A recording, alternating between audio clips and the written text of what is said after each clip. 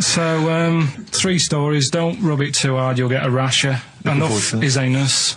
And we'll have that one then. That one? Yeah. Right, well, do you believe in palm reading and stuff? No. Yes. Sorry, yes. Yeah, of course. Sorry, I forgot. Yes, of course we do. Right, well, there's a fella who, he used to do palm reading. Oh, yeah. But a lot of people, he found that when he went up to him in the street and said, do you want your palm reading? He was like, a lot of them were like, I'm a bit ashamed of my nails and stuff because they're a labourer or they're a cleaner or something like that. I know a lot of labourers are slightly embarrassed by their nails. Yeah. No, but... Yeah. So he found Look at my bloody hands, Reg. Well... That's that hod carrying. Did I ever tell you that? Did I ever tell you that I got picked at school to make tea and serve biscuits to old people because I've got good nails? No, go on. Is there any more to the story? Well, that's about it. I mean, we used to do, like, I think the head teacher must have been getting something, maybe getting his mum in there for free or something in this old people's home. So he offered the kids at the school, he said, right, all sit at your desk and put your hands on the table. And everyone did. And he walked past me and he said, not bad, not bad. And he said, you've got the afternoon off, you can go and serve biscuits and tea to the old people. What did you say? I said, all right then. Was that? Yeah. Good afternoon. But anyway, so these... Yeah, what did he do? He just sort of walked around and went, you all right, do you want bourbons or digest? I bet you get on with old people, wouldn't you? I'd love to see... Maybe especially the senile ones.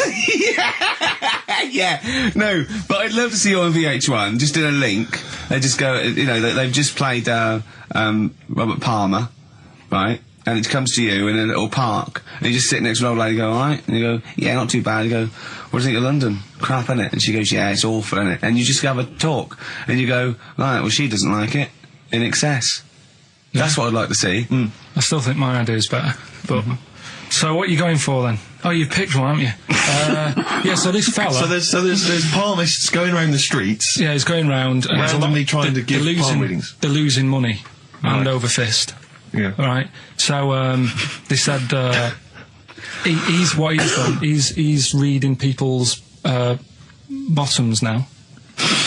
Sorry, whoa. You just, I didn't quite follow that. He was a palm reader, that wasn't making money, so now he's going up to people in the street and saying, can I see your arse? Basically, yeah. So from being a palmist to an arsonist? Well, they just, that's what he does. He said the same sort of lines and that you get on your hand, you get them on your bottom, and he can read them. Right. Yeah, he's not a pervert or anything, or making up as he goes along. No, that's it. That was that. So, sorry, if a man came up to you in the street and said, can I have a look at your arse? Can I read your arse? You'd drop your trousers, would you? No. If he went up to him and he said, oh, I'd rather you didn't, because I'm a labourer. I've got bad fingernails. No, that's why I've seen... That's what a lot of labourers, they're showing their cleavage, you think, but actually they're having their arse read. Absolutely. That's that's what it is. And then, right... So is that the end of the story? Yeah. But then because... That's it. Educating Ricky is there's a bloke who reads arses. No, You're a mentalist. What are you talking about? Educating Ricky, will we carry on? Yeah. Right, you've got left. Don't rub it too hard, you'll get a rasher. And, will it like fellas or will it like women? Well, you said wool before. Yeah, will it. Go on then, I'll have wool it. Right, now this is similar to the one you were talking about before, right? They found out that, scientists. Oh, yeah. I've found out... 17th century? That, like now, 1 in 10 rams are gay. 1 in 10 rams are gay? Yeah. Yeah. So that was like, wool it. That's how I could get that in. They got a load of gay and straight rams. Right. They worked out which were which first. They said, right, that bunch there is a gay bunch. They looked better, they just had more pride in their appearance. And the other ones, the straight ones, and then they gave them to this scientist and said, right, go on, do what you got to do. And they took the brains out of all of them. Just to check. And they did tests on the brain, and it worked out that they've got something smaller in the brain. The gay ones have got something in the brain that makes it smaller. And they said, right, well, that's probably how it's going to work on males, on like males and females and like humans. So you took from this that gays have smaller brains than straight people? No, there's something in the brain. Right, go on. So if someone's saying, you know, oh, I'm a gay, or they're not sure or whatever, they will now be able to find out. So you can go to the doctor and to find out if you're straight or gay. Is there any gay in my brain? Let's have a look. Do. You've got a little bit of a gay in you, yes. A little bit of gay in there. Yes, you've got the, you've got a little bent cell there. Well, that's why they did it, anyway.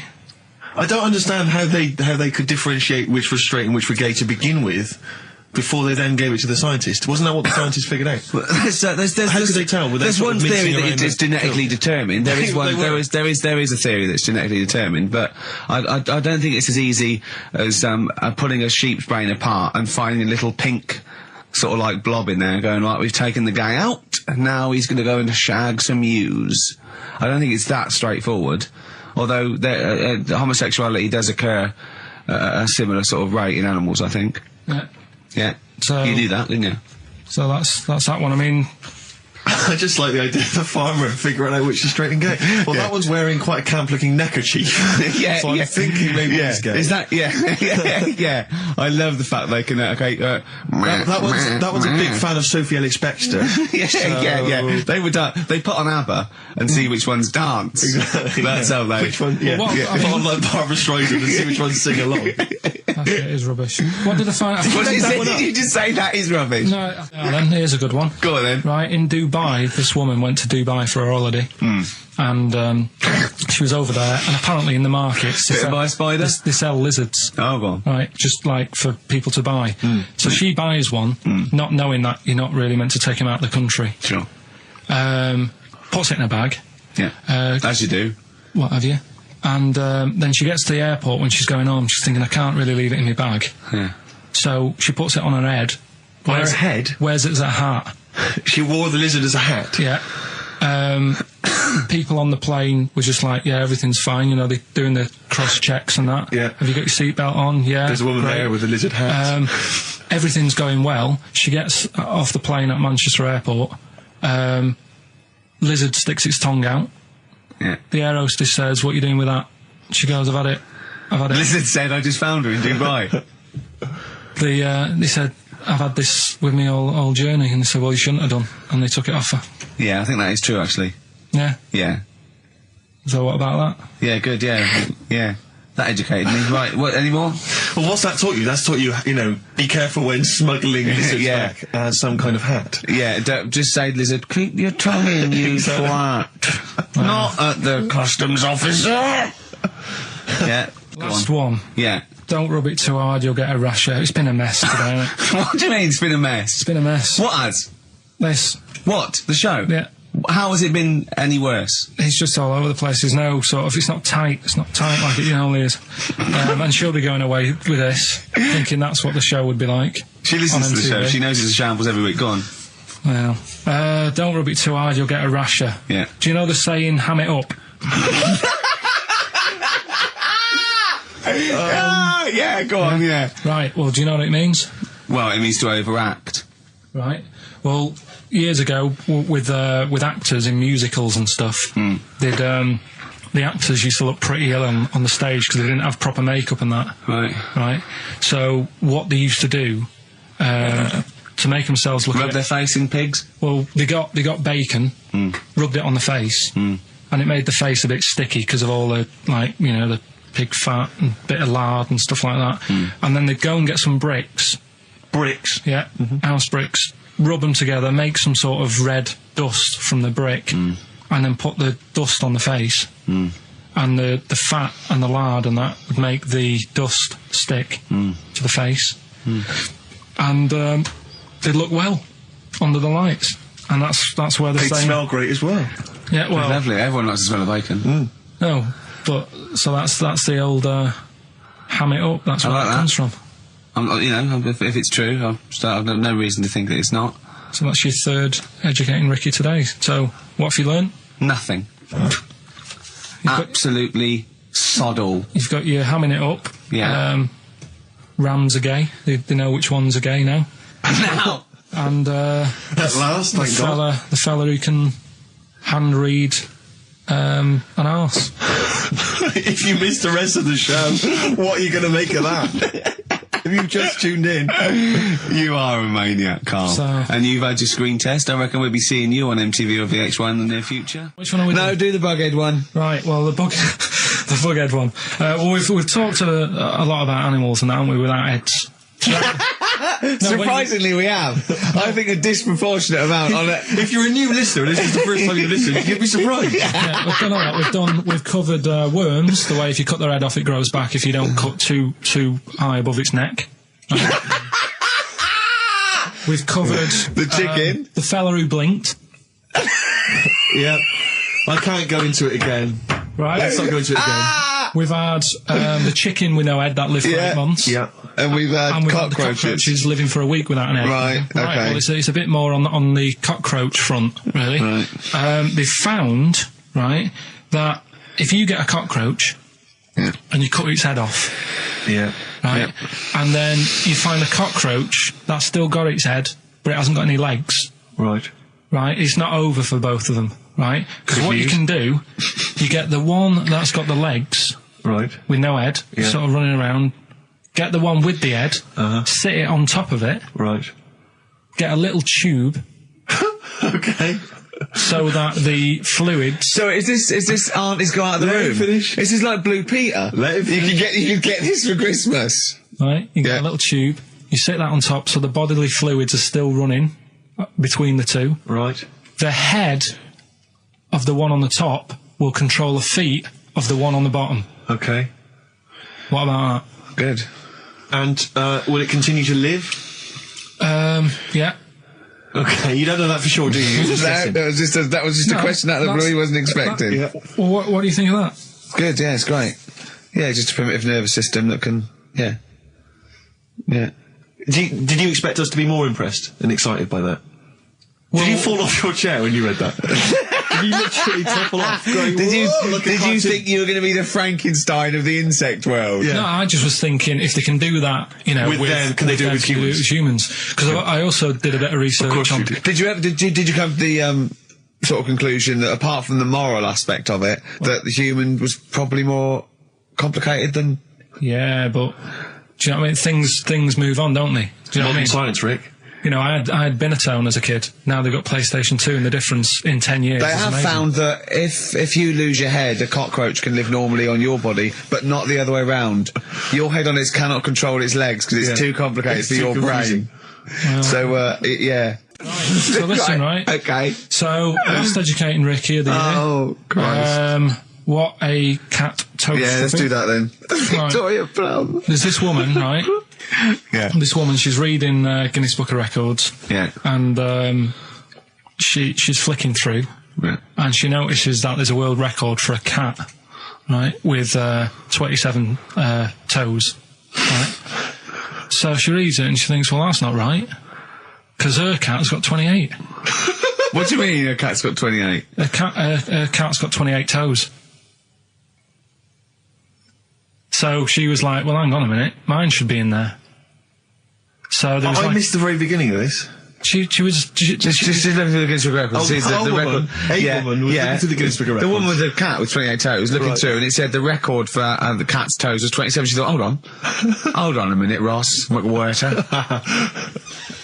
My cat's got one more than that cat, so go on. Anyway, so she said, you know, the person doing the interview with her said, you know, is it happy? And she said, yeah, you know, it's great, and it's really good in the snow. Right. It gets through a lot of nail varnish. Well, you know, that's what it said, right? It said it's really good in the snow. So I just was thinking, I mean, that's it, really. That's not it. That's the end of that story. Right, Carl, sorry, go on. Another war fact. So Go you're on. saying it's rubbish, but look, you love that. Yeah. Right? Yeah, Second you're one. absolutely right. The first bomb that was dropped on Berlin, Yeah.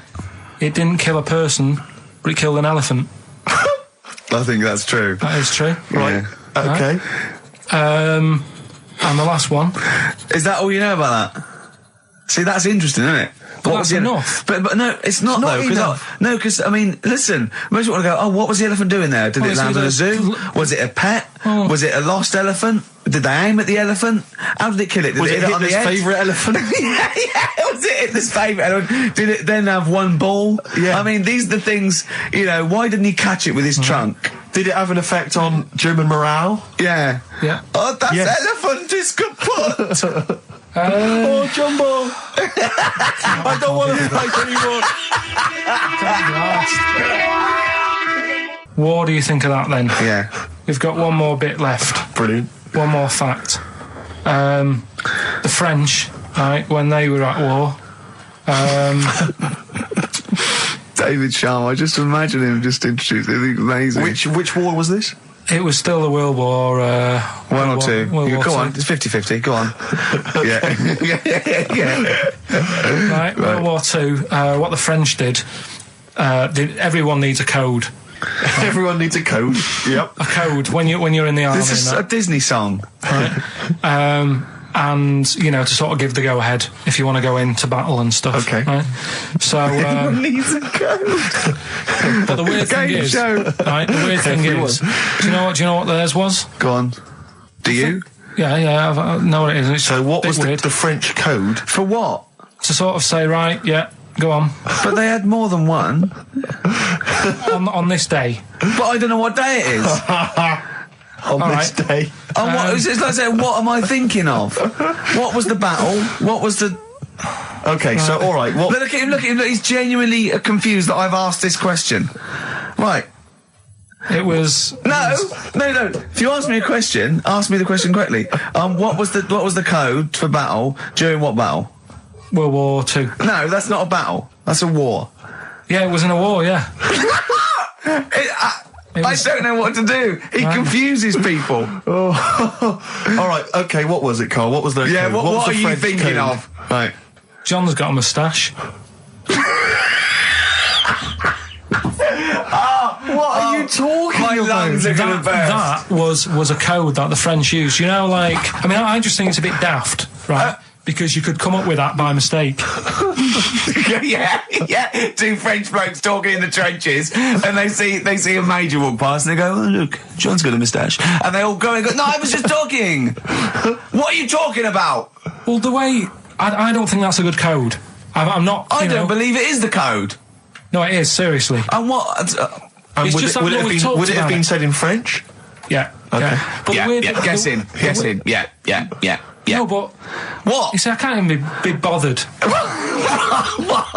What are you saying, Karl? Because it's not a very good code. Do you know, like, we've talked in the past about, you know, things you don't see, and I said, an old man eating a Twix. You have to use that's safe. Because no one is ever going to see a man having an old man having a Twix. What do you mean? Well, use that as a code.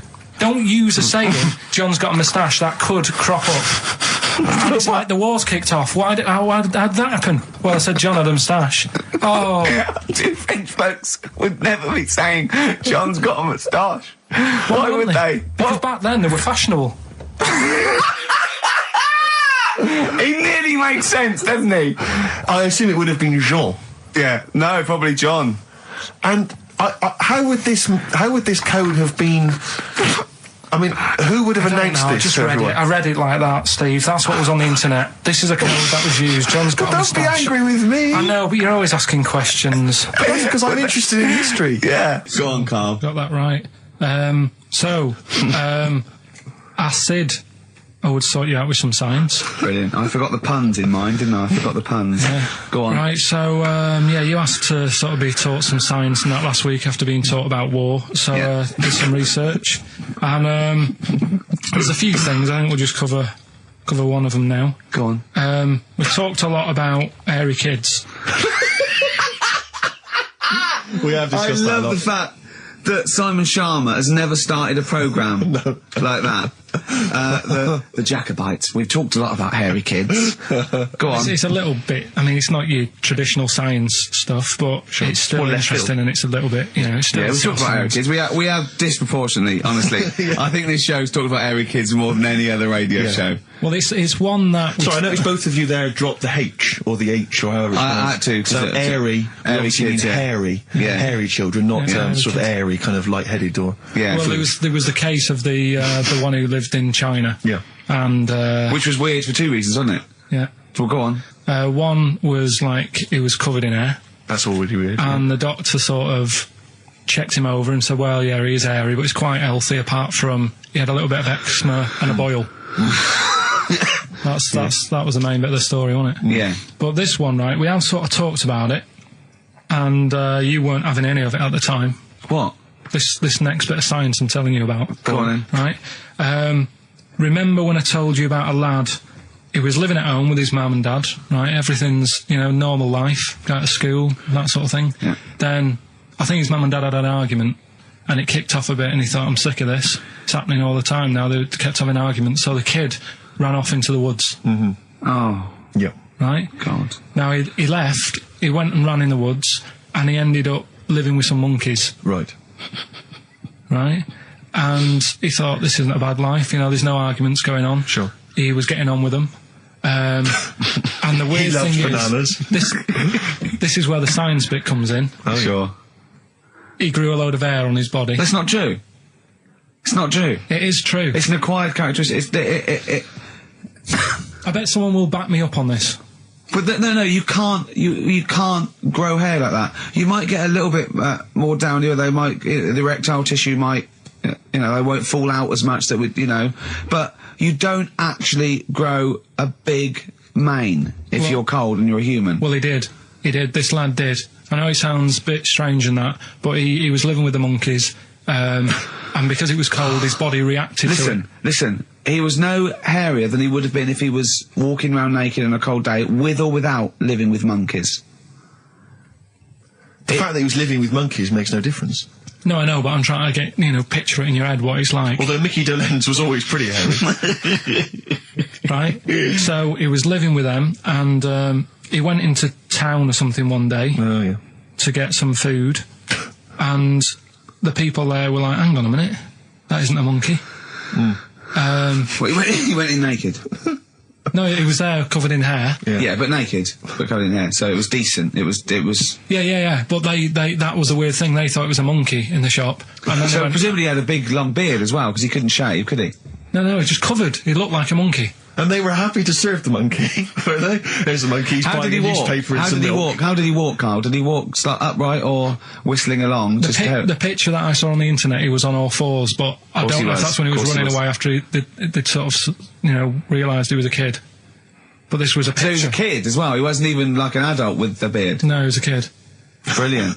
And the beard kicked in a little bit. So listen, the people caught him. You're an idiot. The people caught him, shaved him, right? Got it all off, didn't grow back again. Right. You're an idiot. Well, like I say, people will have heard this story or read about it. You're an idiot. And they'll email in, they don't let me down. And they'll agree that you're an idiot. No, they'll have seen the story. You're an idiot. So that's a little bit of science.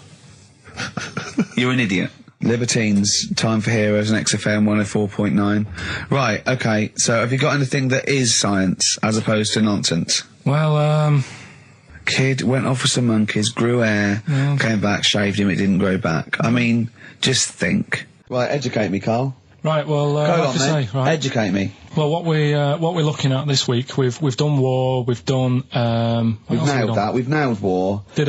We summed up war with a little French bloke whose battle cry was "John's got a moustache." Right. So, and last week we did science.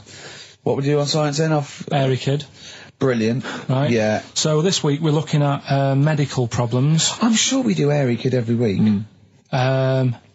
Medical problems. Then I've got a couple of things under the banner of colon. Then educate me. Yeah. We've got this is interesting. Right. Do you know if you have an operation on your brain, right, what they do is, this is why I'd never go to the doctors. I don't like doctors because this sort of stuff freaks me out, right? They can operate on your brain, and what they do is they put you to sleep first, cut your brain case open. Your skull, yeah. Your brain case. Yeah, yeah. And then wake you up and operate on you. So you sat there with your head open, messing with your brain, and you don't feel anything. Well, there's no nerve endings, is there, in the brain? But still, it's not right, is it? What, do you think they do it for fun? No, they but... go on, Reg, wake him up so he's all freaked out. Well, is it necessary that you're awake, do you think, or... Well, they need the brain active, don't they? Yeah, but it is when you're asleep, you're having mad dreams. I had a mad dream the other day. Go on. No, I might tell you about it later, but there's no sense to it. But, so your brain's still... So is this conversation. Yeah, I mean, it'll turn out, I'll go, no, Karl, I was there, that wasn't a dream. Yeah. No, but... So, I mean, if I had an operation... On your brain, heaven forbid. Well, operation anywhere, I'd like to sort of think, well, I'll have an injection, I'll go asleep, but when I wake up, it'll all be sorted. Yeah. Yeah. The fact that... Your brain case is open. And they wake you up and you think, oh, is it all done? And they say, well, have a look in the mirror. And your brain... See, I don't think they do that. I don't think they try and frighten you when you're doing an operation. Yeah, I don't think that you go about your business and they sort of follow you around, dabbling. Yeah. No, but it's almost like they are having a bit of a laugh with you. Right, well, I'd just like to say now that they don't. Anyone who's going in for an operation on their head, do not ever listen to anything Karl says. Why have you got to be awake? Because you'll be bored anyway, you'll be sat there. Well, they give you a telephone directory, look, and they say, look how many Macs are in there. That's the Scottish telephone directory. And, you know, time flies when you're counting that sort of thing. No, but do you know, like, when you... What are you telling me? What are you I'm just asking saying me? how weird it is. It's weird, isn't it? It's like, do you know when you go for a haircut, right? It's a bit embarrassing. Well, I don't anymore, but... When you go for a haircut, it used to be... When you go for a haircut? It used to be a bit embarrassing when, like, they'd wet your hair and they'd make you have that sort of Hitler cut because your hair's wet, and I used to hate it, and I think, do you have to do that?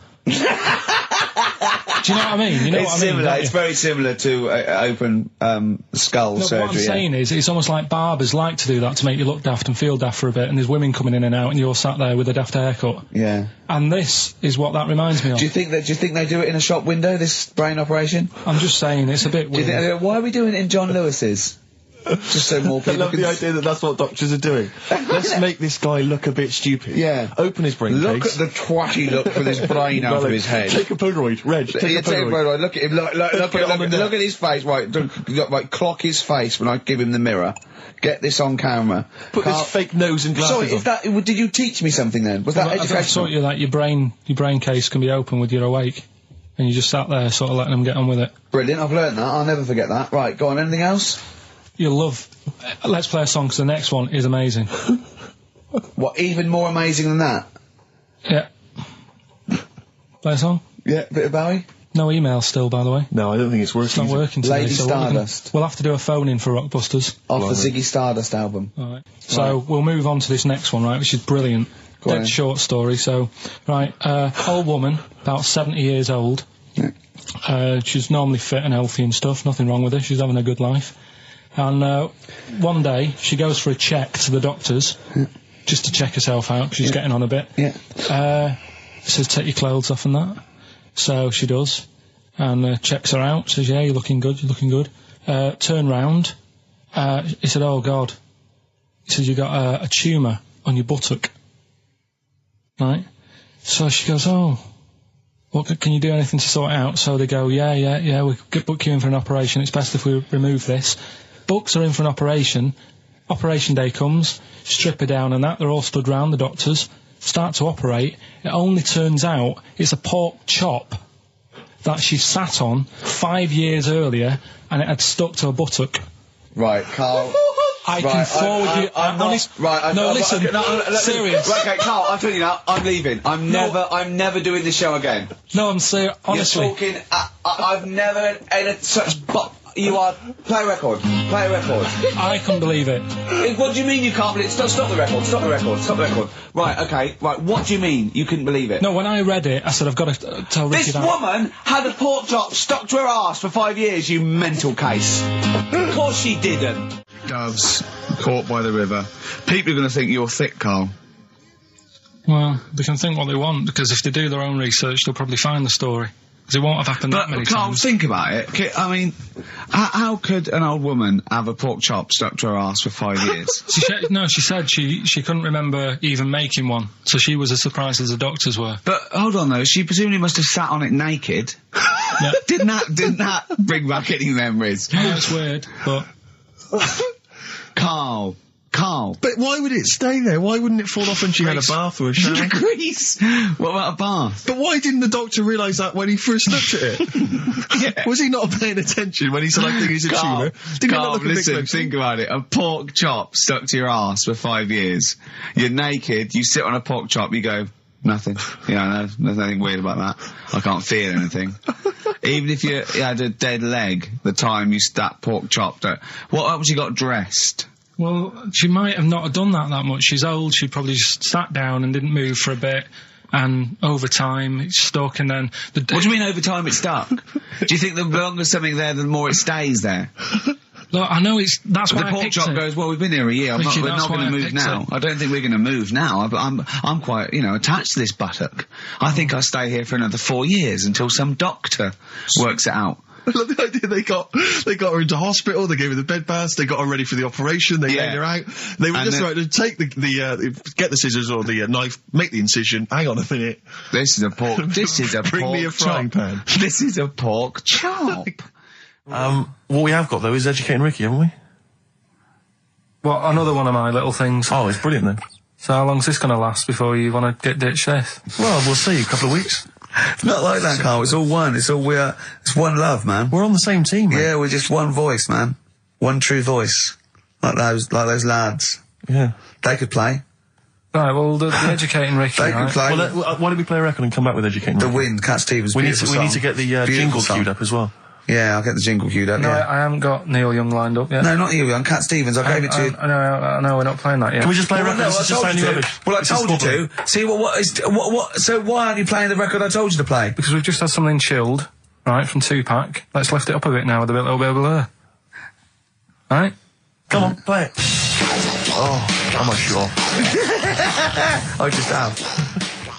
Crazy beat there on XFM 104.9. Right, we're going to do Educating Ricky instead of Rockbusters. Incidentally, on the subject of Rockbusters, we've just had an email from Phil. He says, I could do with this week's rather shoddy array of prizes, as I'm doing a car boot sale tomorrow and need a bit more tact to fill the table.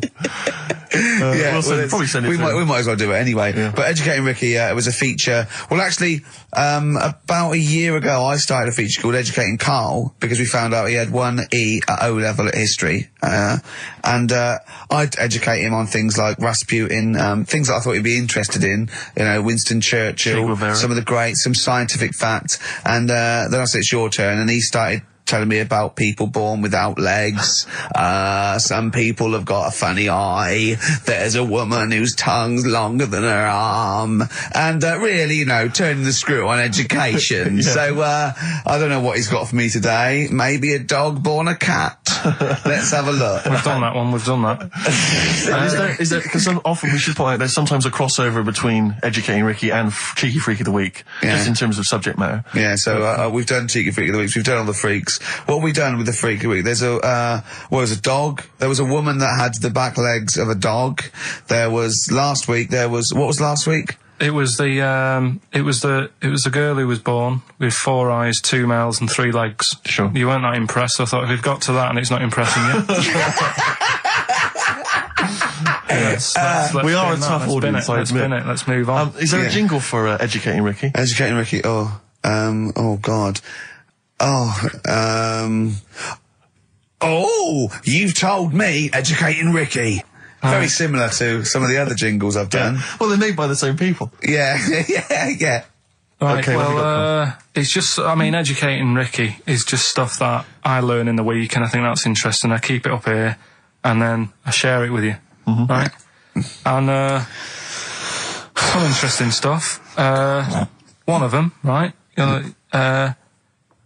Mount Everest. Go on. I need more. Right, well, there's a problem. Yeah. Because people are leaving rubbish up there and that. And, whoever owns it is saying, he's saying, forget this. They're leaving a mess. and all that. But do you know why it's called Mount Sorry, Everest? what was that? That's one, is it? That's one. There's rubbish on Mount Everest. No, How many people go up there? Are we talking about people dumping old tellies and washing machines? Who's fed up? The Yeti? What are you talking about? No, I mean, that isn't what I'm educating you. I'm just telling, this is part of the story. I'm just telling you. It's just a bit of context for you. Like, they're leaving loads of rubbish up there. Well, they're not leaving loads of rubbish up there, are they? No, they are. They're apparently Not like right prams and washing machines and seagulls flying everywhere. I don't know. Anyway. I don't know. But anyway, do you know why it's called that? You know why it's called Mount Everest? Why it's called Mount Everest? I know the mount bit. It's because it's a large mount, and if you climb it, by the time you get to the top, you need to have a rest. And that isn't the educating bit. I'm just telling you. It's not true. Well, we'll leave that. Well, right? no, Karl, in the name of everything holy, do you think that anyone named it because you have to have a rest when you've climbed it? Well, we'll see. You'll see what people say on email. But Well, it's definitely not. But anyway, that's one thing that I kind of thought, that's interesting. I'll remember that. I'll teach Ricky that, so you've learnt that. Right, now, are you familiar with this thing that they can do if you're dead, right? No, not if you're dead. It's like if you're ill and you know you're going to die, right? I don't know what this is anymore. Extraordinary. Have a rest. Extraordinary. Himalayas. Himalaya. What? Listen, this is an interesting fact. Come on. If you're ill but you know you're going to die. Yeah, you can have this thing done in Detroit where you get put in a fridge. Right. And if they work out, you know, what's wrong with you in 20 years' time, they go, right, that fella is in the fridge. He had that. We can sort it. Let's get him out. And they sort you out. Yeah. Is this the first time you've come across this idea? Yeah, I read it the other day. I didn't know You've about never it. heard of this before? It's called Cryogenically cryogenics. preserved. Good, innit? They take this to make. They put you at sort of like sub-zero temperatures, so stop all cellular activity. So do you stop aging at that point? Yeah, it's suspended animation.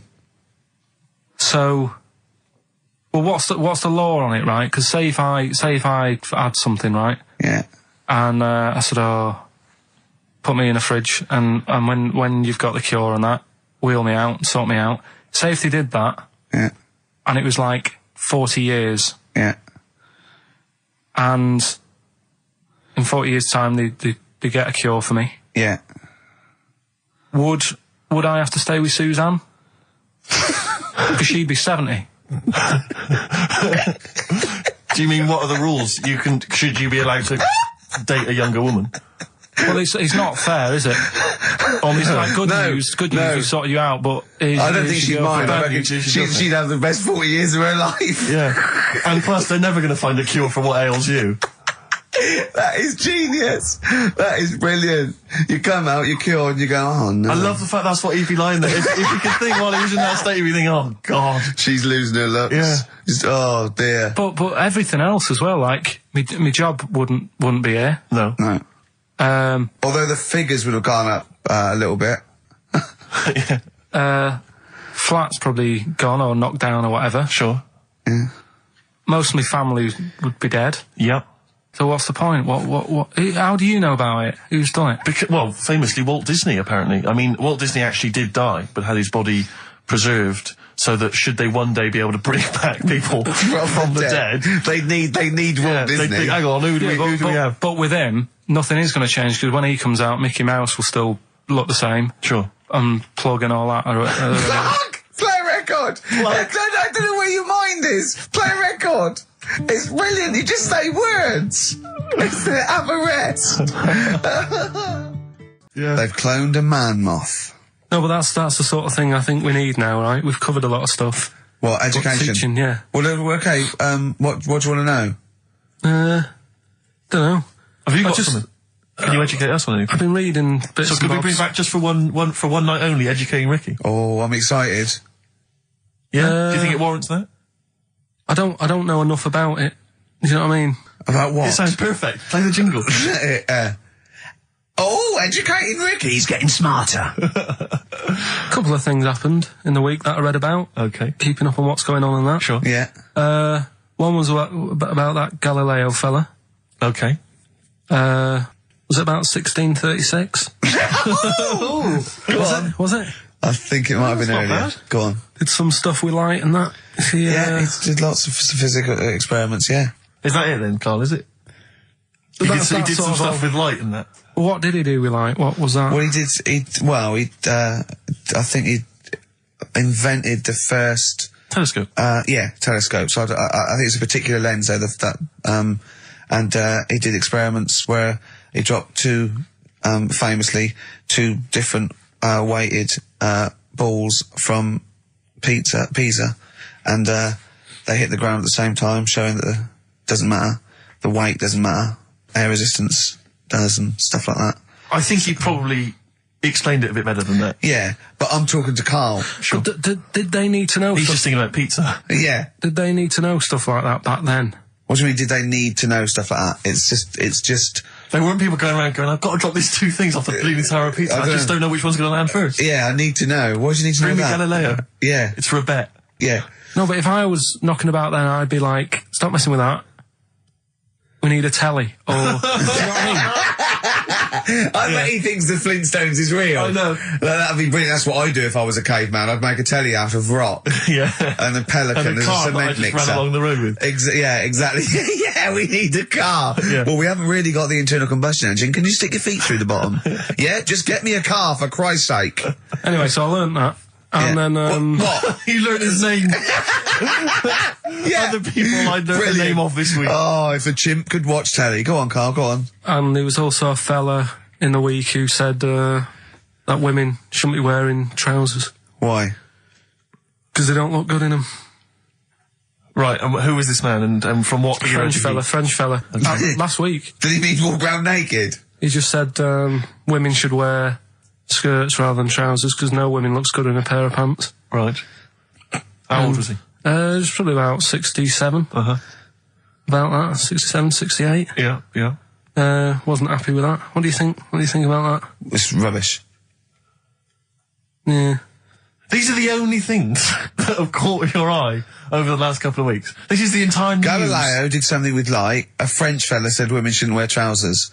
See, that to me wouldn't pass as education. It's not education. I don't know where you could ever use that. I don't know when that would ever be applicable to life. I just like reading stuff that sort of reminds me of. Do you know what I mean? If I read it and it gets me thinking, I think that's a good little piece. But I mean, but surely can't you just sort of like sit near something that vibrates to keep your brain going, or shake your head every now and again?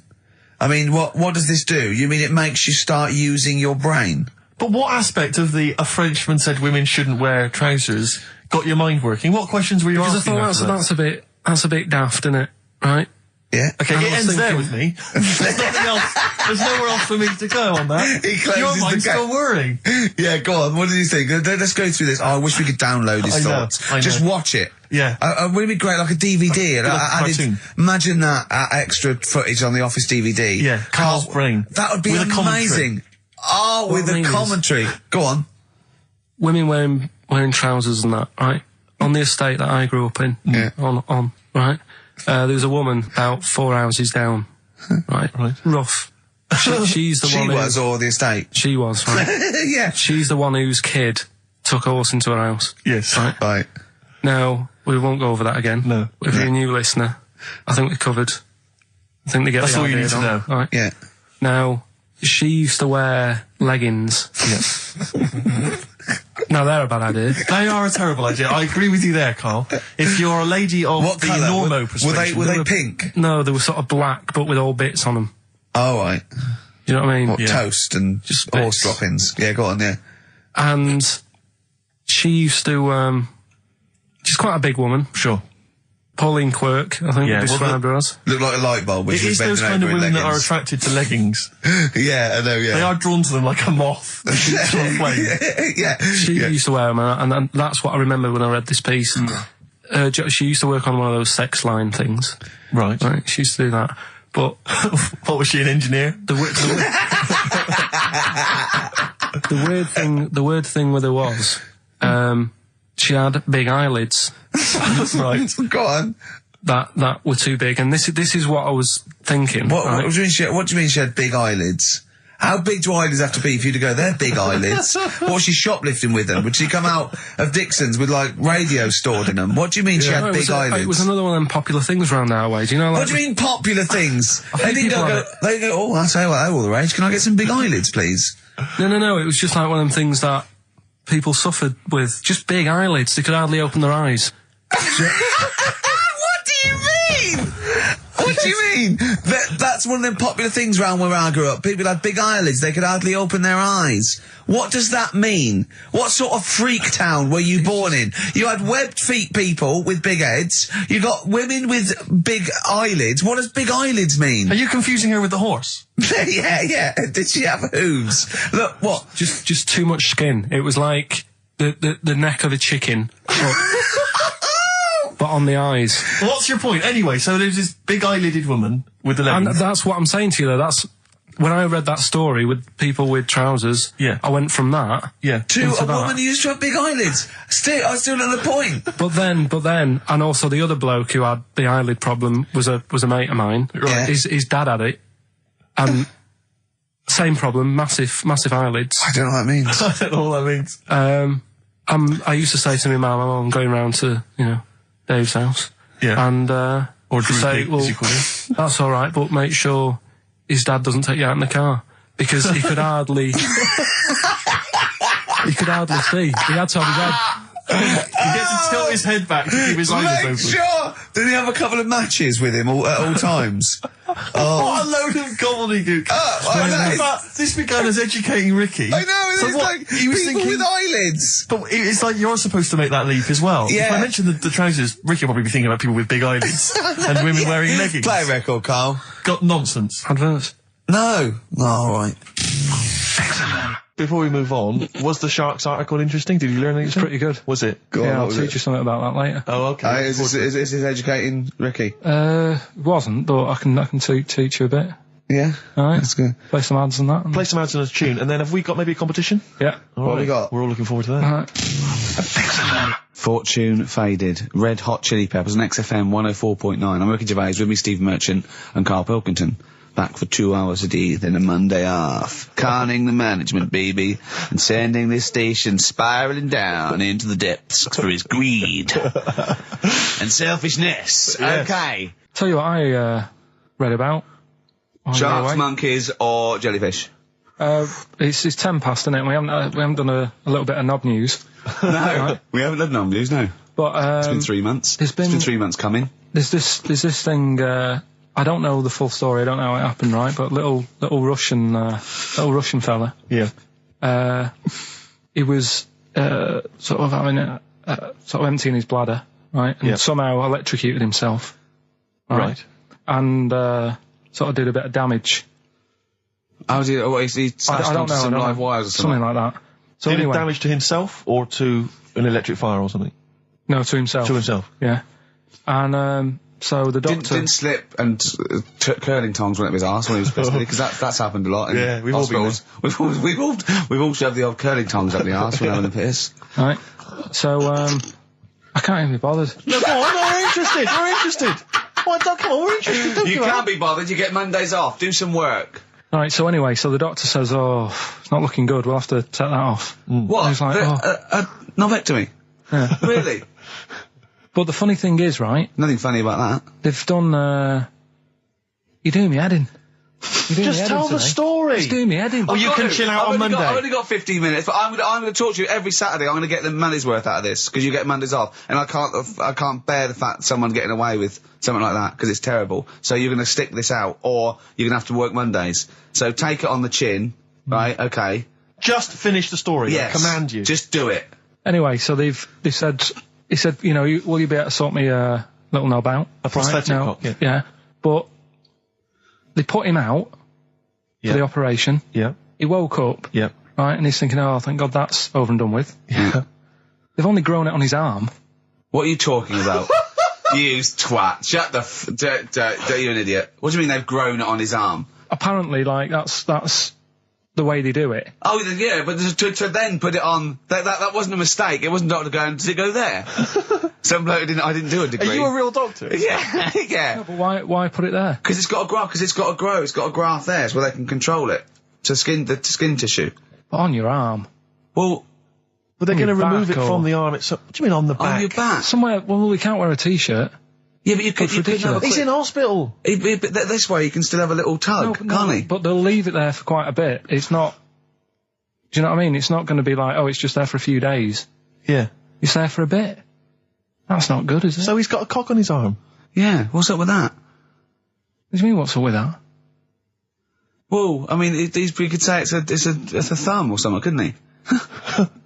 Yeah. But they remove it. Be good And for attach hitching. it down below later. If you had a knob instead of a thumb and you went hitchhiking, just tickle it. They can see it like a mile down the road, couldn't they? Posting. Yeah. If I'd lost my knob, I'd go, oh, I'm not going to have all that stuff. Just whack a pair of tits on me. Do you know what I mean? I think, oh, just forget it. But why not just put it where it should be straight away instead of messing about? Where should it be straight away? You know. On the forehead. Listen, are we doing a competition? Let's then? play I a can't tune. be bothered. Let's Come on, just Karl, you can't be bothered. Right, Oh, okay, better we're going rainbow, to better scrap rainbow, this yeah? and you're going to work Mondays again. Well, let's see if this is enough. Let's see if Alright, this, okay. if Trevor McDonald just read this on the news at 10, it'd be short and you get back to the football, whatever. Yeah, or the film. Here we go. And here is the news at 2:15 with Karl Pilkington. Bong. Man who walks backwards around lake falls in. Bong. Chinese woman eats dirt. Bong. Man lives in rubbish dump for 10 years. Brilliant. Bong. Czech family says they've got a rabbit with 3 knobs. Right? Right. Done. Sorry. Can you just read a little bit more of the Czech family with 3 knobs? Just about a family. not read it to yourself. Read it out on air. It's just about. Well, he can't read it to himself. I told him to read it to himself. We still hear it. No, he was, because I could see his lips moving. Go on. Just this fella who had 3 rabbits. Right, just think if this is Trevor McDonald. Yeah. Okay, carry on, Karl. Okay, well, here's the news. Right, good, brilliant. Go on. There's a fella. He's got 3 rabbits and that, and then he checks them out. Right. Yeah. 2 of the rabbits have got 2 knobs each. Right. And he goes, that's a bit weird, isn't it? Sure. And they throwing them around, sort of chucking, showing them around the family and stuff, saying, look at that, that's weird. Picks up the 3rd one. It's got 3. Yeah. So they ate the 2 with 2 because they thought they best keep the 3rd one because a little bit lucky in that. Yeah. It is lucky. 3 knobs there, yeah. Now here's the sports news, and that's how it would work. Yeah, okay, brilliant. Well, read about the Chinese woman who eats dirt. I'm interested in that. Said. That's it. That is the story, isn't it? What more do you need to know? It's Well, just I want to saying, know a little bit more. Can you just embellish it? 78-year-old Chinese woman. She says she's 78. Makes you wonder. Yeah. With my theory. Karl's theory is that Chinese people don't age well. And so those Chinese people that are saying they're 112 are really only 33. That's why he doesn't want to be recognised, because he doesn't want to walk out from here into Chinatown. Yeah. It just says she's been eating soil for 70 years. She's ate about 10 tons of the stuff. And it's done her no harm. Kept her grounded. It's probably all right for you, isn't it? Because it passes through, doesn't it? Yeah. Well, they say, don't they, if you're having a kid, let it play in soil and that, because... Well, that's to get it immune, yeah, to get yeah. But lots of, like, things with sort of birds and reptiles sometimes swallow soil and stones because it grinds up stuff, breaks down cellulose for them. Doesn't do you any harm. All right, then. One more fact from this book for you, Karl. Apparently, officially, the Second World War is not over. It's not actually over because there's never been an official treaty signed between Germany and Russia. So it's still going on. Interesting or not? Not as good as the monkey one and the woman who eats dirt. and the Pete the Great and that. Sure.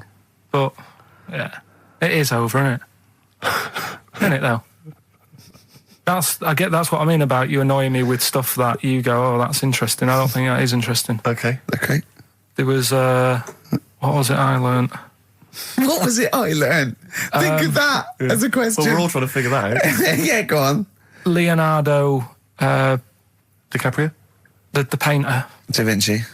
Da Vinci, he could write with one hand, draw with the other at the same time. Right. Yeah, that's good. It's all right. That's interesting, isn't it?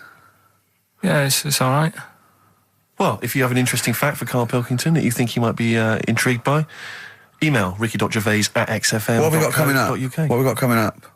More education stuff. Some good tunes and that. Yeah. And a bit of Outcast. Yeah. Placebo, Special Needs on XFM 104.9.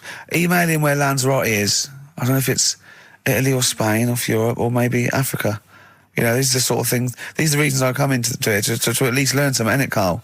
We've stopped educating Ricky, so I've stopped learning, you know, about things like the woman who ate mud all her life. I told you something before when we were in the office. What was that? What did you teach me?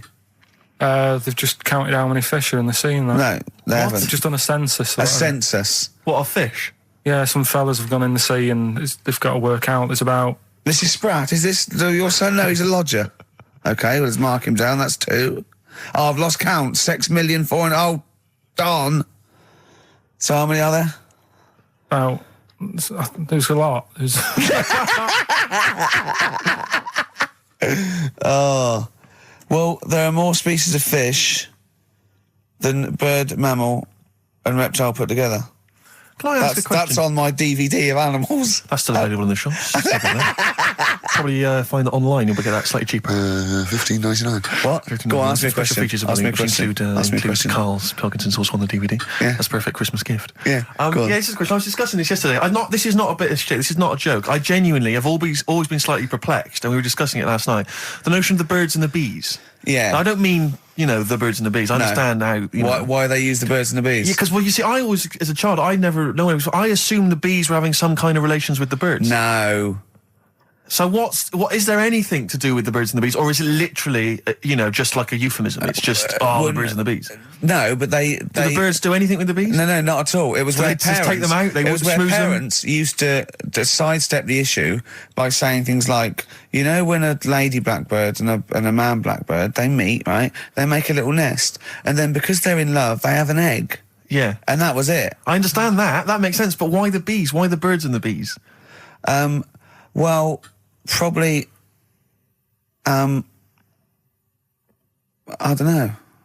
I don't know. You see, within nature, forgive my ignorance, within nature there is no relationship between bees and birds, is there? No, not at all. No, not at all. Nothing's going on. But probably what it was, if the parent found it hard to say, you know, Daddy puts his penis at Mummy's vagina, it was much easier to say, like, in the insect world, billions of them queue up and just fill the queen with spunk for about a day. Sure. You know, thus avoiding the embarrassing intercourse. Exactly. That's what I think, Karl. What do you think? Were you taught about the birds and the bees? Did anyone bring that up with you? No, it was just in that class, wasn't it? When they put a video on. That's what we had. No, we had a film.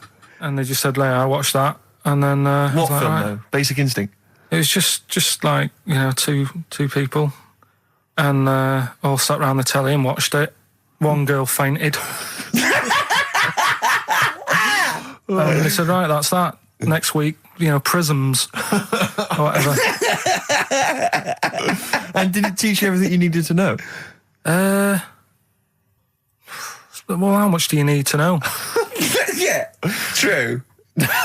No, true. Except one kid in my class still thought a baby came out of an arse. Afterwards, he didn't understand. I think what they should have shown on those videos is technique as much as anything. Yeah, I suppose so. Because it was largely just instructional. Wooing. Wooing. What it didn't tell you was how to get into a position where this might be of some interest. That should have been the first 4 weeks of the course. Yeah, well, obviously that baby who had the kid who had a baby. What was going on there, Karl? That was weird. Did you see that? Yeah, that was going to be your favourite programme, wasn't it? Yeah, it wasn't that good in the end. Why? You told us about this story ages ago, didn't you? Ages ago. I told you about a year ago about a baby that had a baby. Yeah, it's a bit different, the baby that had a baby, isn't it? Whereas a Siamese twin with a breech actually just, you know, developed inside him for, you know, it wasn't even developing. It was a twin stillborn that just was enveloped in the other one's body. So it's a little bit different to a baby what had a baby, isn't it? Yeah. Actually disappointed he was. Do you know what he said to me? He went, well, I thought it was going to come out. And go, oh, bloody hell, I'm 7. What a waste of my life. Like he'd been in there going, oh, hello? Yeah. Hello? 7? Idiot. Yeah. Yeah, a bit disappointing. But there was a programme on after that, right? At 10 o'clock on Discovery, and I haven't got Discovery. Oh, right, it was is it about... Oh, I didn't see it. This is it. I was going to say to people, if they've got a copy of it on tape, if they can send it in. What was it? About a baby with 4 legs. Right. That was on at 10 on... It wasn't a puppy. No. Just,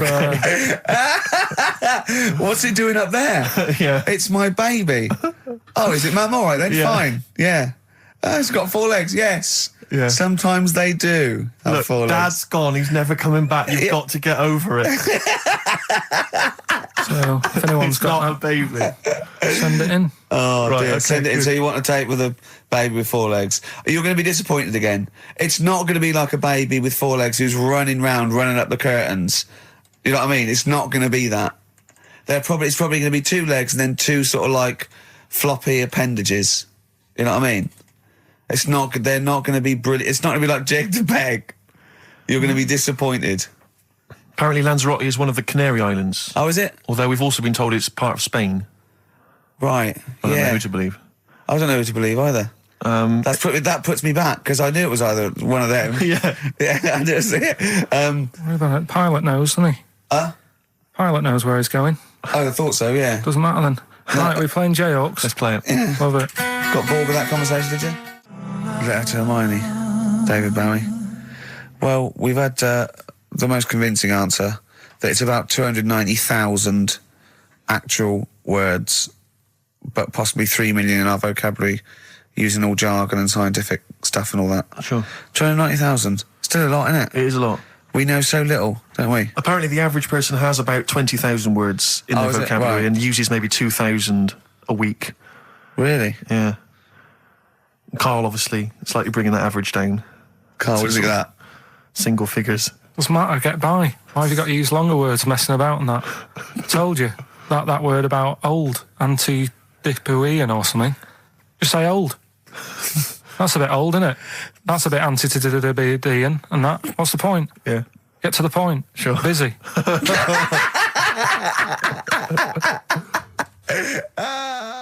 And things that, I mean, there's certain things that people get excited about that I think, well, what are you getting excited for? Like what?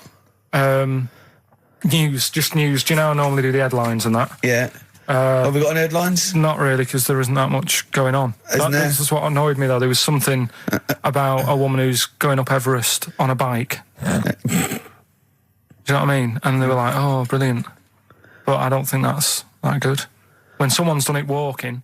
Karl, you're going to do some news stories, I think. Well, like I said, there hasn't been that much going on. There's a story about a fella who hasn't eaten for 70 years. Right. He hasn't eaten. Is that all the? That's all the information you're going to give us? Yeah, hasn't eaten for 70 years. Hasn't had a drink, but he's all right. That's rubbish then. Next. It's not rubbish. Yeah, it is, yeah. Next. Well, what is it? How is that? How is a man not eaten or drunk for 70 years? It's that thing, isn't it? Your belly gets used to it or something. Steve, has he misinterpreted it or is it rubbish? Well, it does. To be honest with you, it doesn't actually offer any explanation. It just says that that's what happened. Right, so that's rubbish. It doesn't go on to Next. anything else. A woman's had 6 organs transplanted. Woman needed a new kidney, a new heart, a new stomach, a new liver, new kidney, intestine. Does that mean that she's the same woman? I know. You'd Yeah. just say forget it, wouldn't you? Yeah. Wouldn't you, though? Well, not really. You know, the organ is just a lump of tissue. If you're that knackered, call it a day. Don't waste time with that. Yeah, And good advice. there's a woman who hasn't slept for 8 years as well. Well, that's impossible. Again, you want to see that, Steve? Yeah. That's the news for the week. Yeah, all rubbish. Turn off now. Next. Do you want to apologise once more for anyone you might have offended over the year? Yeah, like I say, I'd never want to upset anyone. We're just chatting about stuff it's just that's chatting. affects me. It's from the heart. You see something, you say, "Oh, it looks a bit like so and so," or "Isn't it a bit?" You're not really, you know, you don't really try and hurt anyone's feelings, do you? But I think most people know that. And I've got to apologise for laughing at anything you say. I actually can't help it. Again, it's not vindictive, but when Karl comes out with some of the things he says, I I mean, it's impossible for me not to laugh or react. So, have a Merry Christmas, everyone. Well, before that, Rick, is there some final, for the year, Monkey News? Tell you what, let's play a good song. Okay. Right, we'll have a bit of Monkey News, and then that's it. A bit of Amy Mann, then. Perfect. Brilliant, this one. Well, here we are again, XFM, on a Saturday. Just gone 1 o'clock, Steve, if I'm very much mistaken. But we're not here, as such. We're away again, gallivanting around. We've got to do the special sort of best of again. Okay. Which we did a few weeks ago. So this is the best of the last 3 weeks. Which I think is, I think it's the best 3 weeks we've ever had. But I'd like it condensed into 2 hours. Yeah. Yeah, some great music as well in there. Yeah, there'll be some great music interspersed with fine chat that you've already heard. Yeah. Except this bit. This bit's new.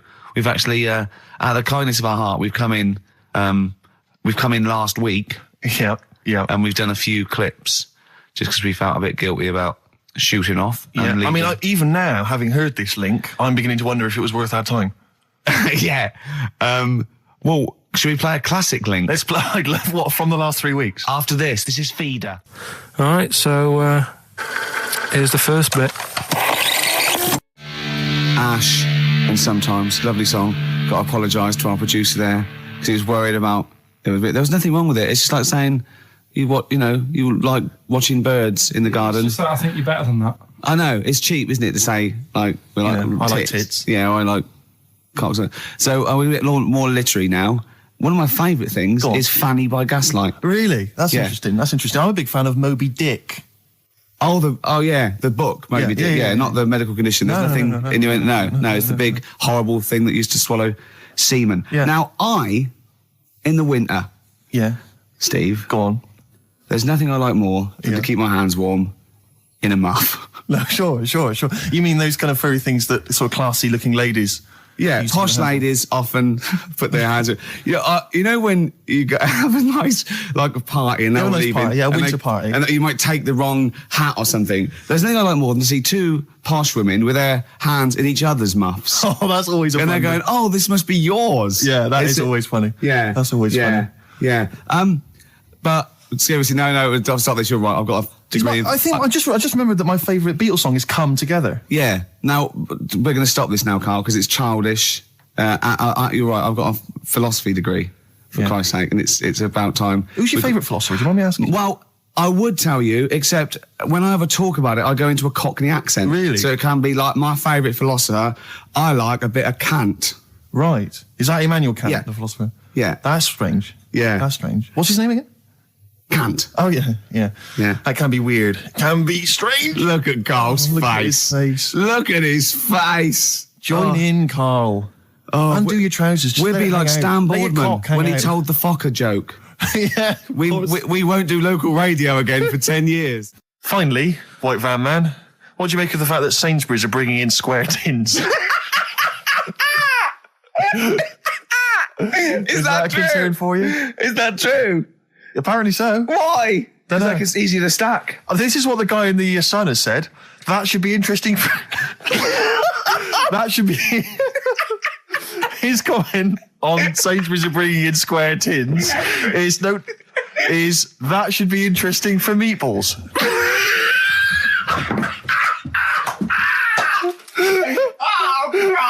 Ricky's just collapsed on the floor. Let's just play a song, Karl. I don't think even you can top that. Cooper Temple Claws. Who needs enemies? Good question, lads. Nobody. This is XFM 104.9. I'm Ricky Gervais. Oh, they should print a little book of those. They're great. Oh, how you can relate any song or artist to anything else. Easy. Joyful. Easy. Well, yeah, so me and Karl went out for a beer, and it was great, wasn't it? Yeah, I enjoyed myself. We started yeah, off, good. and you met my mate Robin, didn't you? Yeah. And some of the stories. Do you want to tell Steve some things about Robin that you Robin, learned? do you know him well? Yes. Well, do you know about his worm problem as a kid? Go on. Right. He, what I can remember is he had worms as a kid. Not sure how you get him. He never answered me. He was getting a bit touchy about it. Right. This is like the second time I met him. And I think he was a bit annoyed that Ricky told me about his problem. What now? Now, straight away, you not being there, instinctively, what do you think went on with this story about worms? My suspicion is rather like when you told a group of people that Robin had once suckled milk from a cow's udder. Did he mention that as well? Yeah. My suspicion is that, like the cow story, the worm story is not true. But and why would he get so sort of uppity about it? Well, imagine if that wasn't the first time he'd done it. Imagine if he did that every single time he was with somebody for the first time and Robin was just met them. He will tell that story to anyone. But they do say there's no smoke without fire. Robin. I also told him that the way Robin cured these worms was because the doctor told his mother, right, to hold a piece of ham or cheese near Robin's anus so the worms would come out for the food, and he believed it. I'll tell you why, though. I said to Robin used to sit on spam to try and get the worms out, and he believed it. But Steve, right, do you remember that story about 3 or 4 years ago where there was some bloke in the army? He went away to somewhere, Vietnam or whatever. He was messing about in the woods. Messing about in the woods? Shouldn't he have been fighting? Whatever. Yeah. Right, and he walked through some lake, and I think he'd cut his toe or something on something, and some worm of some sort crawled in the gash. Yeah. And it was in his body, and the doctor said, we've got to get this out of your body. So what they did was, they said, right, the thinnest part or something of your body that things can crawl through is on the top of your head. So they wrapped where the skull is. So they wrapped some bacon. No, they didn't. They did. That's right. Thing. So he's gone in by the toe. So what we do is, I'll tell you what, that worm's probably heading straight for the head. We'll put a bit of bacon on it. The thinnest part of the body is the skull. Of course, it's not the thinnest part of the body. It's where your brain case is, isn't it? It's the skull. There was a reason for it. And it was like they stuck some bacon on his head. And as ever, the vital piece of information, i.e. the reason, Karl seems to have forgotten. Because the worm was in his body, and they said everyone likes the smell of bacon. Including worms. Even a Vietnamese lake worm. They love bacon. Remember last week when I said about the little fella with the bone with no brain, and you were proved wrong? No. We were saying it wasn't a little fella. We were saying it was a stillborn child. It wasn't a little fella. You're changing it now. You weren't having any of it last week. Right, hang on a minute. I'm getting confused. There was a Vietnamese snake that went inside of a soldier. A little, like, maggot or some sort that you have to get out of your body because it causes problems. Yes, and so in order to get it out of the body, they strapped bacon to his head. Yeah. That is great. This doctor. And did that work? I think so. They had a picture of him smiling. Oh, God, what, the worm or the bloke? The bloke. Oh, dear. Honestly, I hope someone knows the story. Right. It was about 3 years ago, I reckon. Okay. And, it did work. GI bacon. So this is why I went. So what the worm burrowed out of his head to get the bacon? Get to the bacon. Right. That's great. So this is why when Robin was telling his story, I was a little bit disappointed if it wasn't true. Right. Because in a way, Robin's never been to Vietnam. No, but do you really think that Robin? Well, as Robin said at the time, Karl, why would I sit on ham then tell Ricky Gervais? It's a very good point. Because if he was a kid, you do daft things like that as a kid. Right. It's the telling Ricky Gervais though. Yeah. And then, bless him. Okay. And then anyway, Robin left, and I tried to chase him, but he got away. He knows that and then we had a few pints, and then Karl embarked on some of the greatest stories ever told. Can you tell the story about your dad? Let me run it by. I haven't spoke to him all week, so let me run it by him. Okay, play records. Because what we got? We've got one of Steve's tunes. Yeah, well, bizarrely enough, this comes from the Teachers 2 soundtrack, the soundtrack to the current TV series. There's a slight whiff of nepotism in the air. Yeah. Rick, would you like to explain why? Well, that's why you're doing it. My girlfriend worked on it. But you were going to play this anyway, weren't you? Well, I was, actually. Bizarrely enough, I was going to play some I Am Clute, and this is from, as I say, the Teachers soundtrack. This is called To You. It's a good track. That's I Am Clute, and a track called To You from the Teachers soundtrack. That's also got, I noticed the Electric Soft Parade, The Hives, Star Sailor, Feeder, Turin Breaks, Mercury Rev on there. It's a good little collection. Lovely. Karl, has just had confirmation. He's looking smug because someone phoned up and went, "It is true. It's a Laogai chi worm, and you wrap bacon around your head." That's all the bloke knew as well. Yeah. And his name was Gary. Yeah. So I'm not having it. No. And he said, see, that's why the Robin thing isn't so weird. He said, but when you said he tried it with cheese, he said I was having none of it. He's got standards. Strokes, hard to explain. Like Karl, really. Yes. Yes. So, Karl, concentrate. Yeah, go on. So, we'll leave the worm with the bacon wrapped around the head, shall we? Well, if you're ever caught in the jungle, Yeah. Always carry some... bit of Danish. Good advice. Lovely. I'm Ricky Gervais, with me Stephen Merchant and Karl Pilkington, Yep. our producer. Right. In inverted commas, heat put. Yeah. Yeah, they know. They know. How you doing, all right, Karl? Yeah, didn't they also write something about me, bald round head? Yes, perfectly round little Yeah. bald man head, they said, so... Because you need to know that when you listen to the radio and that. Really matters what my hair's doing. Your hair, have you given it a little sort of polish? Because you look like a cue ball at the moment, and you've had a shave in it. I've never seen such a round head. It actually looks like a plate with ears. Yeah, well, for those that have never seen Karl, I actually, if you remember, I think he looks a little bit like Mr. Spoon from Button Moon. He does. If you've never seen that show, that's and also he looks like, you know when they say they find with a little 4-foot human and it's actually 500,000 years old and they give it a name and it's the first, Australopithecus into. Right? He looks like one of them as well. Perfectly round little. He is the missing link. He looks half human, half monkey. Because he's got a slight slouch as well. So Yeah, it's I know, like yeah. those pictures where you see it going from an ape to a man. I He's one know. of those in the middle. Yeah, and of course his monkey hands, his hairy little wrist to those skinny little things that he can get oranges out of holes with, and it's unbelievable. Why are you so all shaved and polished and everything? Got a wedding. What? Got to go to a wedding today, so thought I'd, clean myself up a bit. Yeah. Shouldn't he be wearing Shaving a suit or something? No, I'll go home and put something on. Oh, okay. But, yeah, Suzanne said, make an effort. I sort of had a shave and that, and then I came out of the bathroom, she said, oh, your head looks a bit sort of eggish. She's right. She always worries about when I have a shave, because I just, That's your girlfriend, Karl, I know. saying that. Just think. So don't worry about Heat saying it. Funny thing is, it's Boyd Hilton, I think, of Heat that wrote it. And he's got a little bald head. Yeah, no, don't slag him off. Yeah, but on the end of his review, does it say, written by Baldy Boyd? No, because it doesn't matter, it's a magazine. Don't worry about it. Looking forward to the wedding? A bit boring, isn't it? But you got to do it. They're probably listening. Should we do a shot? No, it'll be a great day for them, but I know what will happen. Suzanne will see, all the fuss and that, and then she'll get ideas, and I'll have to let her down and all that.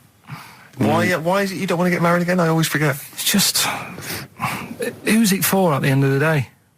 I've been with Suzanne for 11 years, right? Sure. We're happy. Well, I am. That's what counts. You're never happy. I am. I'm all right.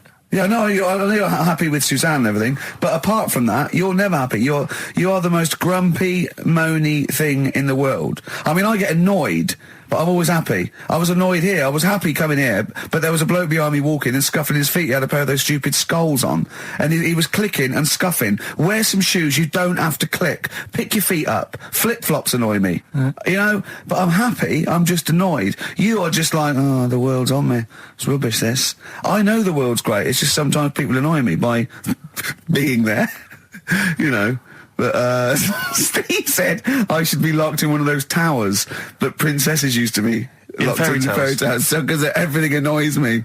But you're grumpy.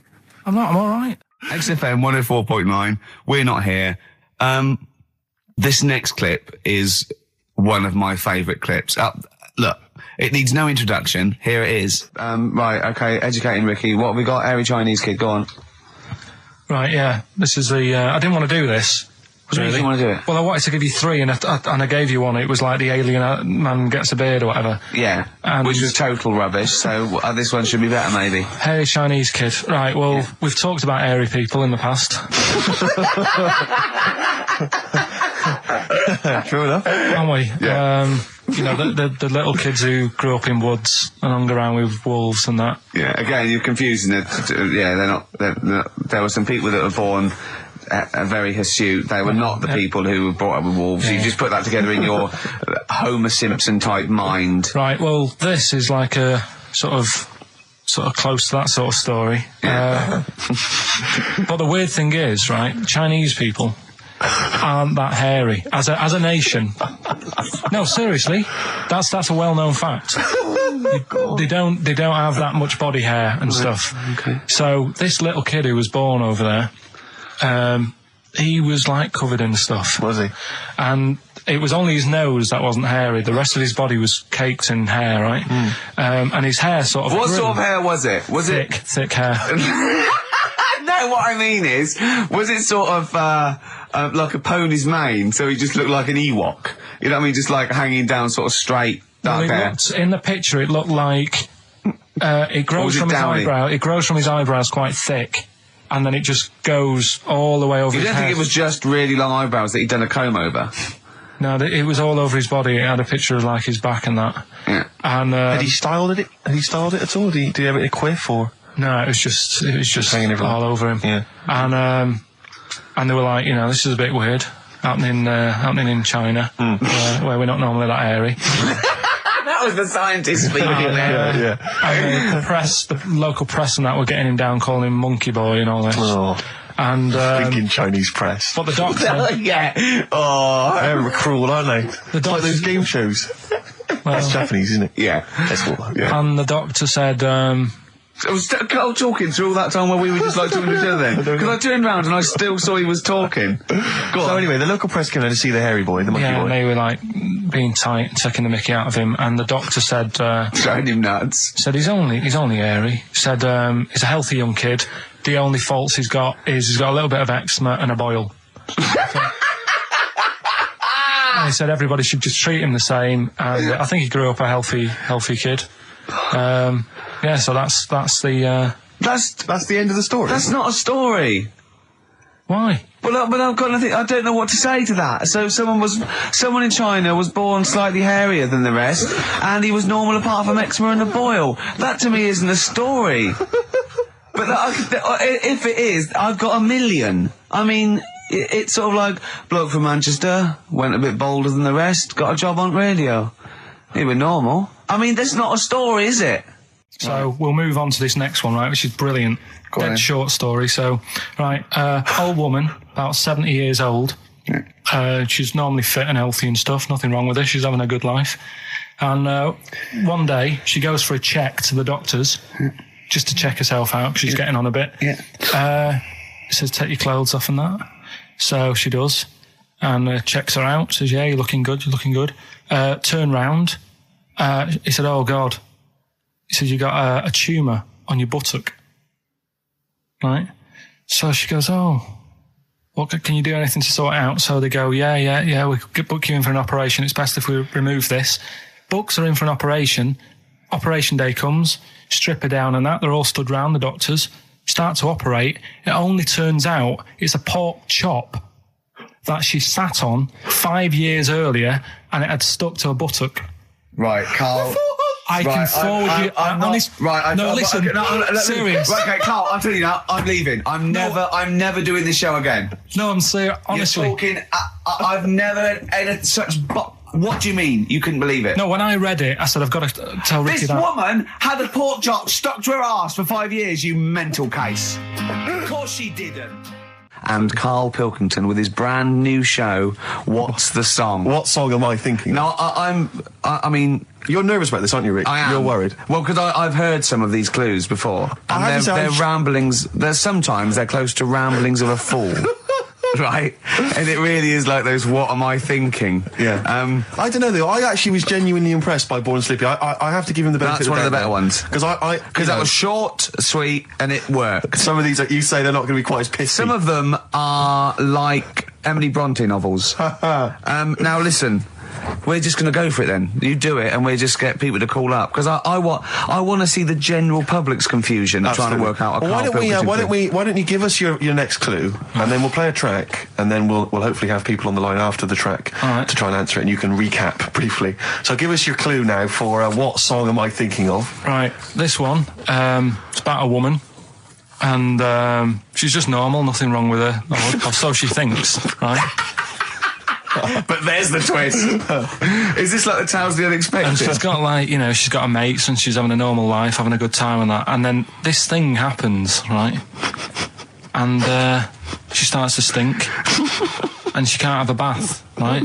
And she really wants to have a bath. She's dead sweaty and stuff. She's going about her daily stuff. She can do everything else normal. She can eat, she can talk, everything. But for some reason, she can't have a bath. Is there a coal mining husband in the bath? Yeah. Is this born stinky? She can't have a bath. So a woman can't have a bath. Yeah. Even the rest of her Or a life. shower. She can't. Okay, leave it there, Rick. Don't try and guess. It's not for us to guess. The general public can phone up and ask questions, so I just I'm go not sure for they it. can they? I think so. Otherwise, we don't want just people just phoning Well, up and I'll tell getting you it. what about this? Why don't they can ask one question? Yeah. They can ask one question of Karl, then they have to make a guess. Okay. 08700 800 1234. Have we got someone on the line now? We'll just No, let's do it. Let's go for one. Let's go for one. This I'm is excited. edgy radio. This is Letting Karl dynamite stuff. Right. live. Go on. Hello, XFM. Hello, I'm ringing about what's the song? Absolutely. What do you think? Well, I'm going for Dirty Diana. Dirty Diana. See, that works. That's a great guess. It does. Yeah, but it doesn't work because why can't she have a bath? Okay, so the answer is in I was there. going to ask you. Well, that's your one question. That'd be the answer. That would be the answer, I'm afraid. What was your name? Shelley. Shelley, thanks very much. Shelley, I'm afraid I should tell you that, that you should never take this personally because no one can really get into the mind of Karl. So don't beat yourself up about this. I don't expect anyone to get these clues. No. So well done. That good is guess. a fine guess. A strong Thank you. guess. Thank you. Okay. Anyone else there? Let's hello, XFM. Who's that on the line? It's Chris. Hello, Chris.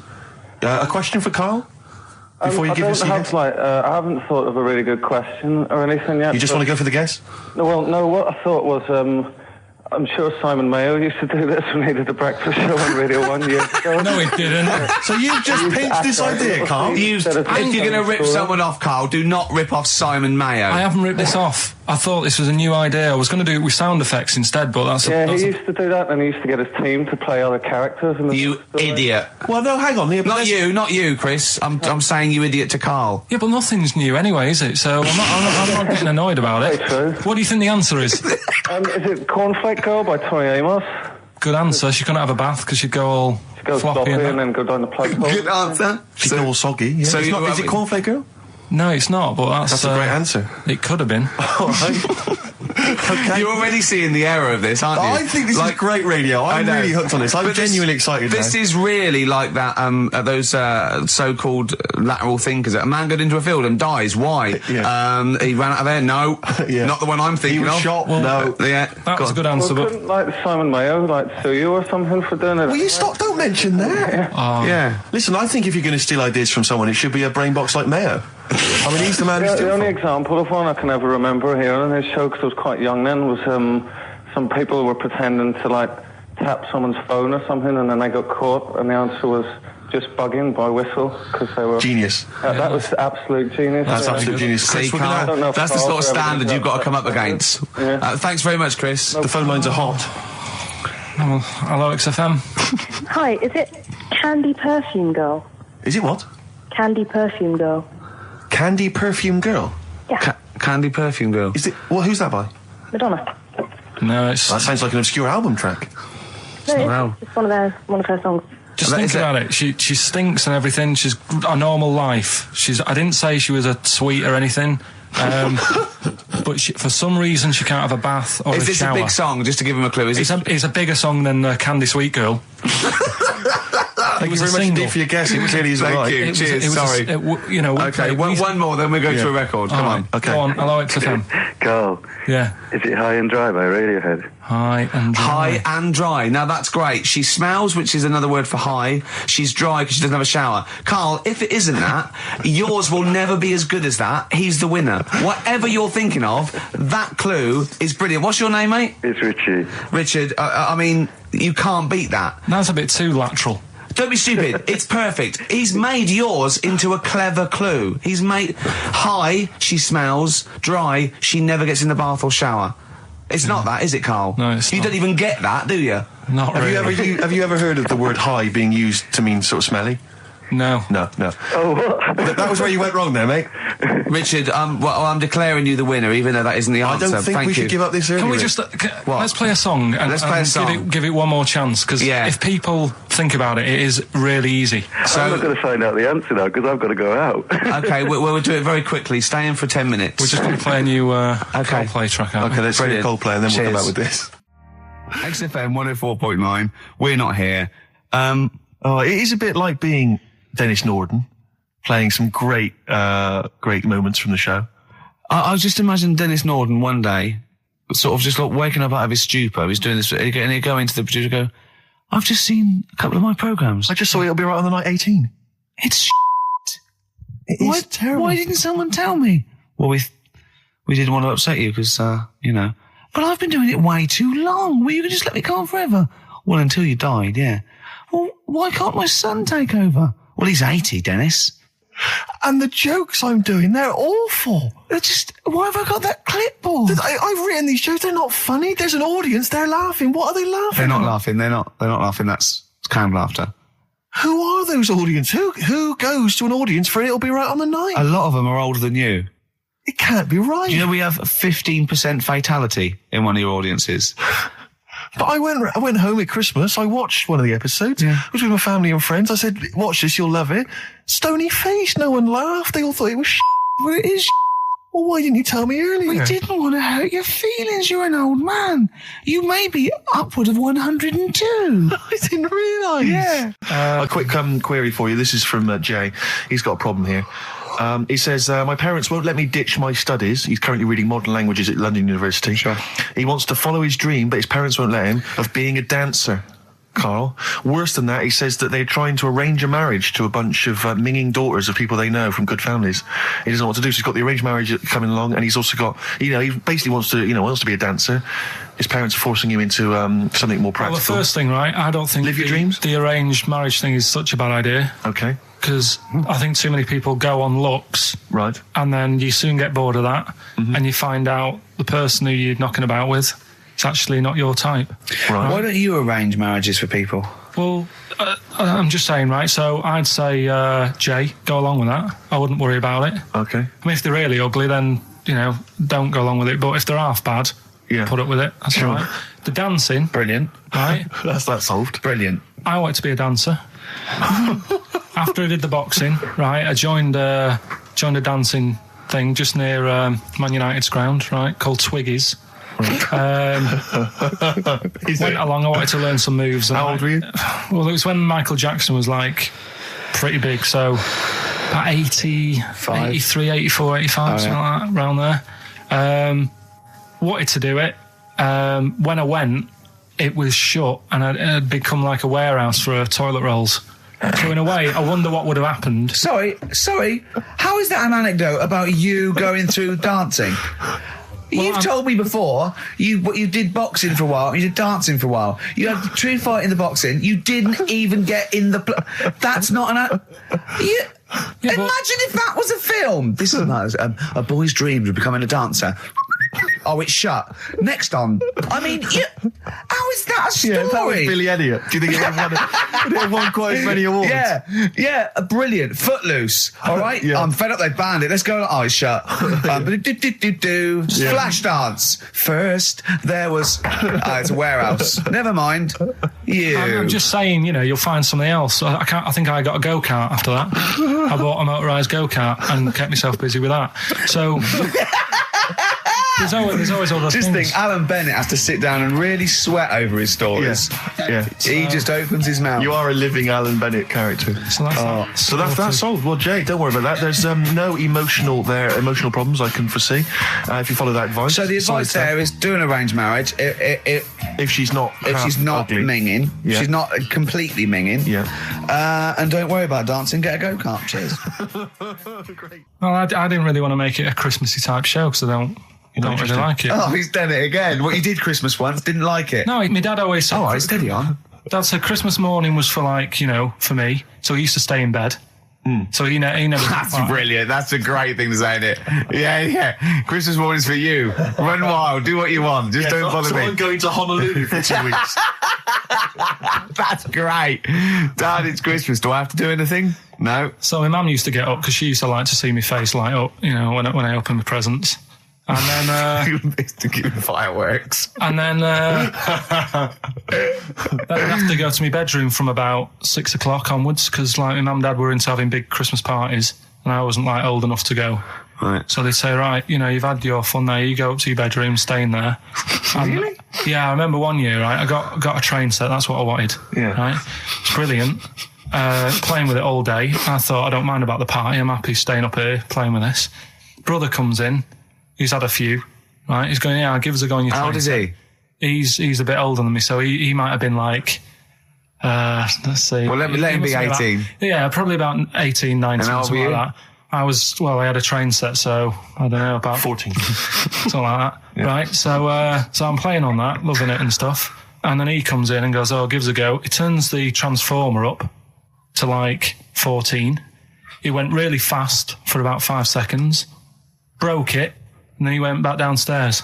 Wow. So Christmas, I hadn't even got to Sounds Christmas like Day. the Conservative government with British Rail. Satire, that is. Rick, I just thought that there's satire. It's If there's any satirical shows listening or it magazines, doesn't work in any way because there's the analogy falls down apart from there being a train. think it through though. British Rail was trains, Yeah. and the government broke the trains in many. Well, they didn't break them, like not officially breaking them, but they kind of. It does work. It's perfect.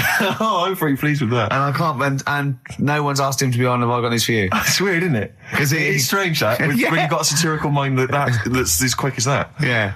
All And right. he's broke your little train set. So what did you do? I just like watched telly and had some sausages. I bet you were happy with that, though, weren't you? Oh, it's a bit annoying though, isn't it, when your main present of the year's been broke. And did then, it ever get it fixed? No, that was it. Put away. I'm intrigued why your parents wouldn't let you come and join in the festive fun. Was it like really debauched down there? Was it like eggnog everywhere? And Well, no, but I mean, that's fair enough. 6 is a little bit early, but I just think, you know, if you're a kid, you know, he had his fun, put him to bed at 8 maybe. And do he you think won't. so on Christmas Day? I thought that was a day for family. Well, not if there's a party going on. and Well, then don't have the party on the Christmas Day. is Well, my point. that's another option. Yeah. Your parents are weird, aren't they? A strange breed. Well, I think that was the year, right? You're talking about buying presents and stuff. I think I did treat my mum to. I didn't buy my dad anything. I think that was like when I got a bit older, he used to get me dad something because he wasn't that bothered anyway. No. So got me mum. There was a cheap shop, right? Of course. Thank God for that. Called Snips. Right? So I went in there and I thought, let's see what I can get her. And remember Victoria Plum? I don't think so. Well, it's like a fairy character. Right. Right. I mean, mum's into gnomes and stuff, right? So I thought, right. She must be pleased with you then. Victoria Plum. I was thinking, is that one of the neighbours? Is it like a brandy Do you liqueur? remember Victoria Plum? Victoria Plum. Victoria Plum, yeah, it's like a little fictional sort of character, right? Okay. So I saw it, I thought, yeah, she'll love that, right? So I did my paper round, saved up for 2 weeks, right? Got that sorted, went to Snips, bought the Victoria Plum. Next day, I'm in town with her, right? So I think, I know what I'll do. I said, come in here a minute, right? So we go in and we're looking around and I tested her, right? I went, look at that there, that's all right, isn't it? And she goes, oh, it's bloody awful. Oh, Karl. Oh, Karl. Oh, God. So then Christmas Day comes. I said, don't bother opening it. She said, no, why? I said, Oh, "Don't." no. Why did you still give it to her? So, well, it's too late. I'd already bought it. Oh, Karl. So she opened it and I was like, and she said, oh, that's nice. I said, why are you saying that? I said, the other day, said it's bloody awful. She said, oh, no, I thought you were pointing at something else. Oh, no. So that's why I don't get anyone anything anymore. Oh, God. Play record. Oh, God. Oh. So we get onto conversations. Talking about, he's asking me stuff about evolution. Tell me that. Why did the giraffe? What's that rubbish about the giraffe getting a long neck? I said, well, it didn't try and get a long neck. It was selected because, Anyway, I went into evolution for him, and he said, but why would evolution do that? I went, well, you think that evolution didn't do anything? There's not this consciousness, there's not this will that a giraffe has to stretch its neck to reach the leaves. One had a long enough neck to survive and pass it. He was going, yeah, but why did evolution? This isn't. But by the way, this isn't the most stupid thing. This is warming up. This is about 8:45. Sure. Right? He said, why didn't evolution make a giraffe good at carpentry so it could build a ladder? Right. Yeah. Okay. No. Right, All right. Okay. So he's thinking around it. He's trying to pick holes in evolution. Yeah. We get on to, I said, well, things are, I said, we can see the speed of evolution in lower life forms like bacteria, viruses, they evolved. That's why soon we won't have an antibiotic that can kill some certain bacterial strains. And he said, and this is about 11:30, and I said, I'm going to bed, right? He said, in the future, they reckon that you'll be able to wake up and eat a yoghurt you can have a chat with. I don't know what that means. Let's put a song on, right? No, and we'll come back to so it. you're going to explain that? Yeah. You've got an explanation? The Verve and Sonic on XFM 104.9. I'm Ricky Gervais, with me Steve Merchant and Karl Pilkington. So let's just get this right. What did Karl say? He's just specifically giving those words He again. said, they reckon, and I said, I'm going to bed. He went, no, really? I said, no, I'm going to bed, Karl. There's no point now, because, I mean, it's just like you're talking gobbledygook. You know what I mean? I might as well talk for a pot plant. Yeah. He said, in the future, they reckon, I don't know who they are. Sure. I don't know, people who post things on the internet that he reads, I think. The Telegraph. Anyway, complete the sentence. They reckon that in the future you'll be able to wake up. I love it. There's a little scenario, an embellishment, like this little. Oh, hello, darling. It's your yogurt. Hello. You'll be able to wake up and eat a yogurt you can have a chat with. All right, well, thanks for that, Rick. I'm looking at you. I'm going to throw that over to Karl now. Right. It's when I was away on holiday, right? I got, I don't normally buy the Telegraph, because it's too big and that, innit? So, but they were giving it away for free on the plane, so I thought, Ding dong. might as well have it. And I saw a couple of things in it. I thought that would be interesting. I saw this thing about the future, and it was talking about evolution and what have you, right, which I always find weird, because I always think that maybe we've sort of done it wrong anyway. Do you know what I mean? I sometimes think You can't evolve. By definition, evolution can't get things wrong. Things change, that it's not successful, it can't pass on its genetic material, but if you're around, it's working. If you're around, it's working. Slugs are as evolved as they need to be. Slugs are as evolved as you and well, me. that's true enough. Yeah, no disrespect, but it works. It works. Sorry, They're but around. anyway, what's your point, Karl? no, I mean, I think we probably would have been better off staying as a fish. Just because there's more water than land, isn't there? Right. And you wouldn't drown. This is why I went to bed. No, I can imagine. I'm thinking of dozing off now. No, but it went. Do you know what I mean? From what was it? It was talk. bacteria. It was fish, mermaid, man, onwards and what have you. So anyway. Oh God! No, there are a agree. few knowledge gaps in your theory of evolution. All right, Mum. You generally got it right, though, so yeah. But I mean, basically, yeah, it went bacteria, fish, mermaid, man. What's next is the big question. So it was telling you all about this and what have you, and saying how, like, we shouldn't have interfered, because maybe if we wouldn't have invented planes and what have you, maybe we'd be able to fly and what have you if we really needed to and stuff like that. Okay. So we've interfered with evolution, you see. Right. Well, then it was saying, well, what's the future got? Well, yes, in one way we have interfered with evolution. Yeah, the evolution of the human being in society is changing. It's no longer based on the strongest or the fittest, because medical science can keep us alive long enough. People can pass on their genetic material where without this civilization they wouldn't have been able to. So yeah, there are different parameters, there are different pressures, there are different things that say whether we're going to pass on our genetic material or not. Okay, so in that sense you're right. And that, Rick, as far as I'm aware, has led to a yoghurt that you can eat and have a conversation with. So, this is what it was saying. It was just saying, you know, we're living in mad times and that. You know, there's a lot of weird stuff going on. One of which is... And the fellow was just saying, you know, with computers and stuff like that, the way it is, we'll be able to wake up, Go on. have a chat with your yogurt and have something to eat. What do you mean, have a chat with your yoghurt? Because of the amount of, I mean, you have them yogurts already, those friendly yogurts, those bacteria-friendly ones, so this is just a really friendly one. Yeah, they don't... Oh, God! I'm like bears! Do you know what, sometimes, Karl, I think that we're having a chat with a yoghurt. Do you know what I mean? There can't be any difference. Yeah, but then I'm always reminded that would be more entertaining. That would be more informative. That was Jane's Addiction. This is the Best Of Show on XFM 104.9. I'm Ricky Gervais, with me Stephen Merchant. Yes. This was a clip show. We recorded this a couple of weeks ago. I hope you had a Merry Christmas. It's not over yet, because tonight at 9:50 is the second part of The Office Christmas specials. It's brilliant. Watch it, and we'll be back next week live. I'm Ricky Gervais. With me, Stephen Merchant. Bye. Have a great new year. Class. Rock the Casbah. I love the fact you had at least 3 minutes to get that right. I know. Prepare and get that right. I know, but my mouth was full of Maryland cookies. Yeah. You know, last week, and this would blow your mind. He came in, do you know what he'd bought? For himself, about 10 penguins. Who buys penguins still? I know. All wagon wheels. Oh, I've never liked wagon wheels. Have you not been a fan? No, but I was sorry about that. It's The Clash and Rock the Casbah. Talking about records, have I told you that time my brother-in-law, he was moving out of his place, I think moving in with my sister, and I was about like, I don't know, 13, and so he was about, 30, and I moved in, and he brought round all, his records when he was storage to leave them at our house, right? And he had all these old sort of records, 50s and 60s records, no Elvis, right? And they put them upstairs, and I was looking through them, and it's just all like Elvis stuff and Beatles stuff. And there was a mate of mine who loved Elvis, okay, and he had loads of chemicals. Yeah, he had loads of chemicals, and I was into chemistry, and he said, "Let's swap me some chemicals for them." So I sort of nicked about 5 Elvis singles, and I got all these chemicals, and then the guilt just hit me. I just thought, well, he's going to notice that. And one night, I just came downstairs and I confessed to my mum. And she went, all right, well, I won't tell him, but you've got to be good. And it's sort of like I was just really, really good for a year.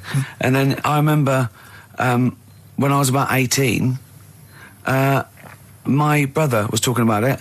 And he said, did you ever play those records I left for you? Brilliant. He told my mum, he said, these are for Ricky. She just didn't tell me. She was sharp, wasn't she? She used opportunism there. Oh, that's genius. And that was it. That's why I was good. But you've never stolen anything since, have you? No, I don't.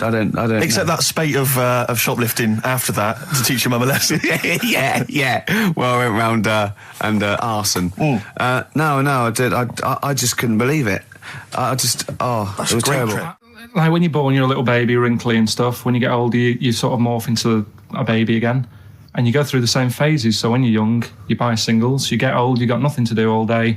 You got all your pension money. What will I buy? Cliff Richard's on the telly. Here's my video, buy me song. You see, that started off as quite a sensible point, because I actually think they do it. But what was all that alien stuff about when you're born, you go wrinkly and you go wrinkly again? So sometimes you mix like normal things that human beings say with I don't know what.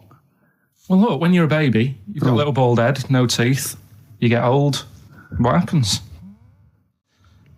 Are you a philosopher? You're an official philosopher. Because, I mean, it sounds like it. Oh, Karl, play a record. You're a gem. You're a diamond. But we're talking about MTV, right? And I was feeling a bit nervous, wasn't I? About like, you know, the way I look. Right. And what have you. And then I watched a bit of Celebrity Big Brother and all the fuss that Mark Owen's getting, and he's not that good looking, is he? He's very. I want to be Mark Owen's mate. If anyone who knows Mark Owen or Mark Owen's listening, I want to be his mate. I think he's brilliant. I think he's a nice lad. But what I'm saying is, right, all the girls go mad over him. Yeah. And he's not that good looking, is he? Well, no, he's got. He is in a certain way, isn't he? That sort of non-threatening. But he's not stunning, is he? Do you know what I mean? No, but no. Well, what's your definition of a star? Yeah. Well, who do you like? Someone who you look at and you go, God, they're good Which looking. bloke do you fancy? What bloke do you think's attractive then? So if I was into men, yeah. In fact, you can still say a bloke's a good looker without fancying him. Who do you think is attractive? Probably. I mean, it depends what you're looking for. No, just look. Just look. You think it's different looks as well. Of course, yeah. Who would you say was attractive? Who would you say was like stunning in your definition? A good-looking lad. Yeah. Good-looking lad. Oh, look at him over there. He's.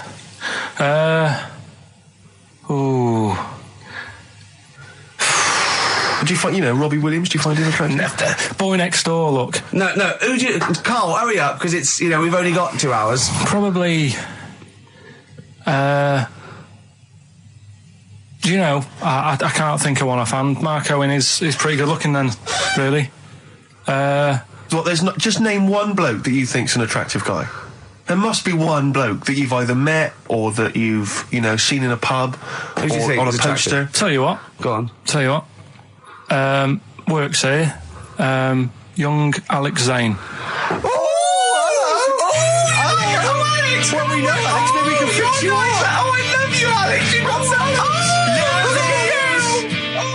I just like the way, you know, the things that interest me, I remember. Things like snakes not having ears and stuff. Yes. I didn't have to read about that. No, you just learned that, You saw it on the telly, didn't you? You saw it on that Ian Wright programme. Yeah. Yeah.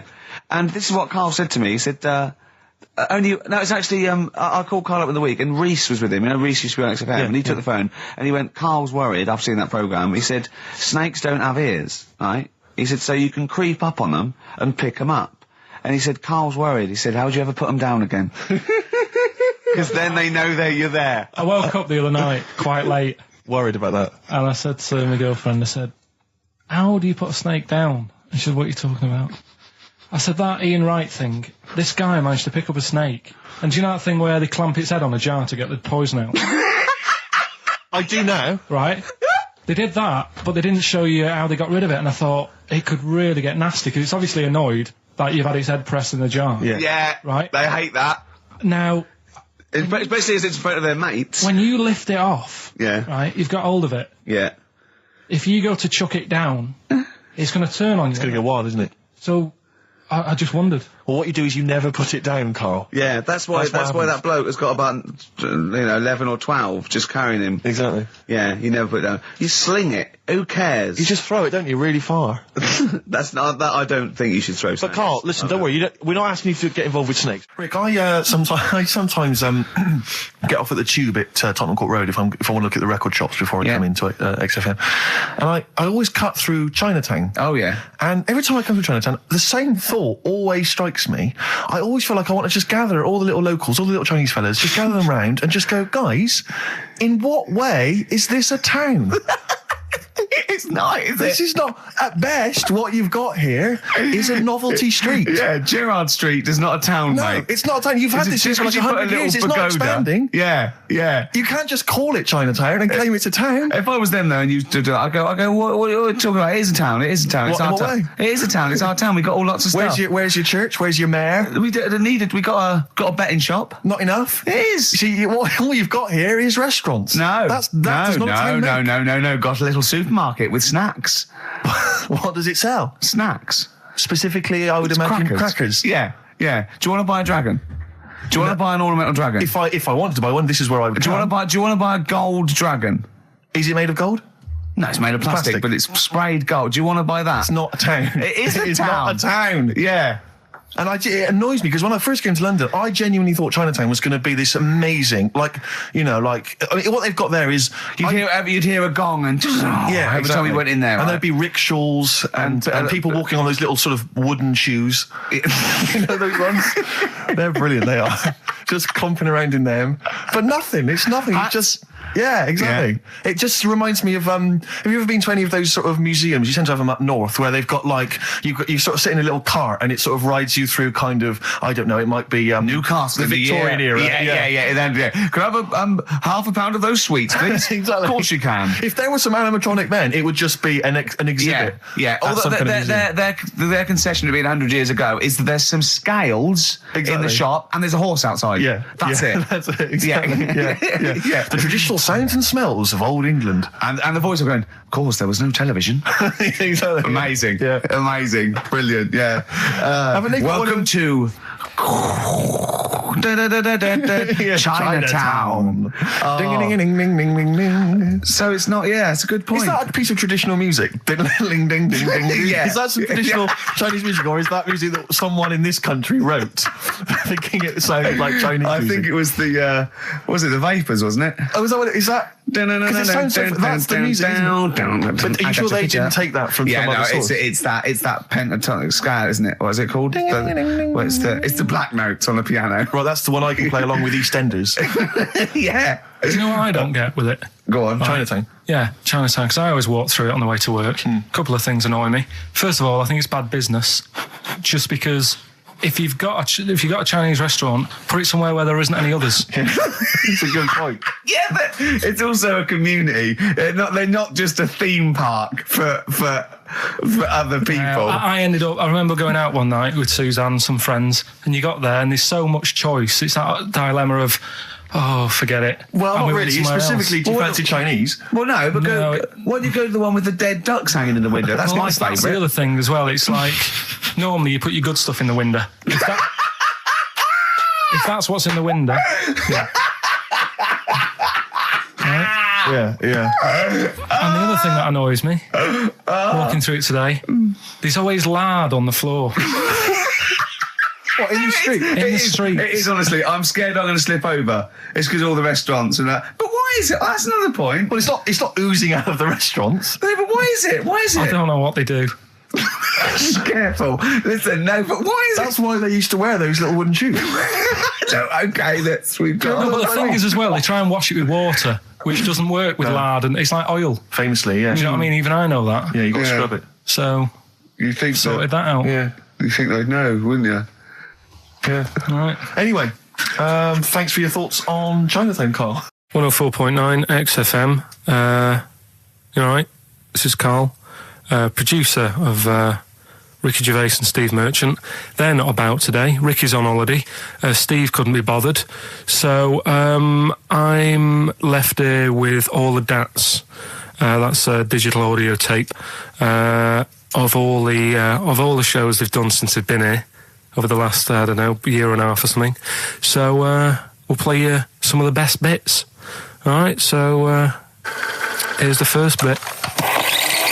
I've said in the past to you, Rick, that my grandparents, so I love them dearly, but it's like for the last 30 years they've been waiting to die. I know, It's yeah. like they just sort of, it's like, you know, the novelty wore off of like... Life in the 50s. Yeah, they got kind of bored of it. Like, yeah, in the 40s it was brilliant. All sat around the old Joanna's, the bombs Yeah. fell, singing. They loved that. The 50s, you know, that was great as well, because that was the post-war years. It was, you know, it was a bit tight in the pocket, but it was all right. Everyone pulled together. And then the 60s came along, all the crazy music, the funny hair. Let's stay in bed. Exactly. They basically stayed in bed. And it was one Christmas when my grandmother said to my dad, what do you like for Christmas? What do you fancy for Christmas? And this must have been, I don't know, 20 years ago.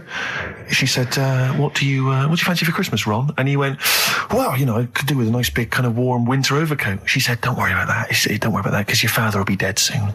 It's right, you can have his. Meaning my granddad. Well, to be honest with you, my father's still waiting. Which is good news. Good news for my grandfather. Less good news for my dad. Freezing. He's freezing. He's freezing. He finds out, how is he today? He's fine. Oh, okay. Oh, I'm freezing. It is it's such a weird mindset, that. I think it's that, to me, is what sums up people from that older generation, the 40s and 50s. And it seems to me that you've got that kind of mindset. It's like you were born in the 30s. And whenever you talk of your childhood, it's like you had like a baked potato to take to school. And a hoop and a stick is a Christmas The other gift. thing is, I think that that sort of generation, it seems that the man is dependent on the woman.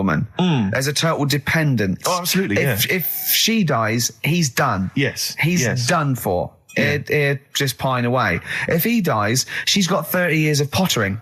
Absolutely, yeah. Do you know what I mean? Yeah, And going to, like, you know, the youth club and the Yeah, I know church. what you mean, yeah. It's sort of like that. It's sad. Of course, it's sad for them, but it's not the end of their life. No, sure. And it sort of is the other way around. I don't know why what that you mean. is. Yeah. It's terrible. That's a little melancholy thought for I this know. I've Christmas really time. brought it. You brought it down. You've brought it down. I've brought it. This isn't a nice show at all. This is terrible. Well, I We're didn't gonna have really people wanna make just it- killing themselves. What? Right, you ready then? So, just in case you haven't heard it before, I'll give you some initials of a band or an artist. We're not doing Rockbusters now, are we?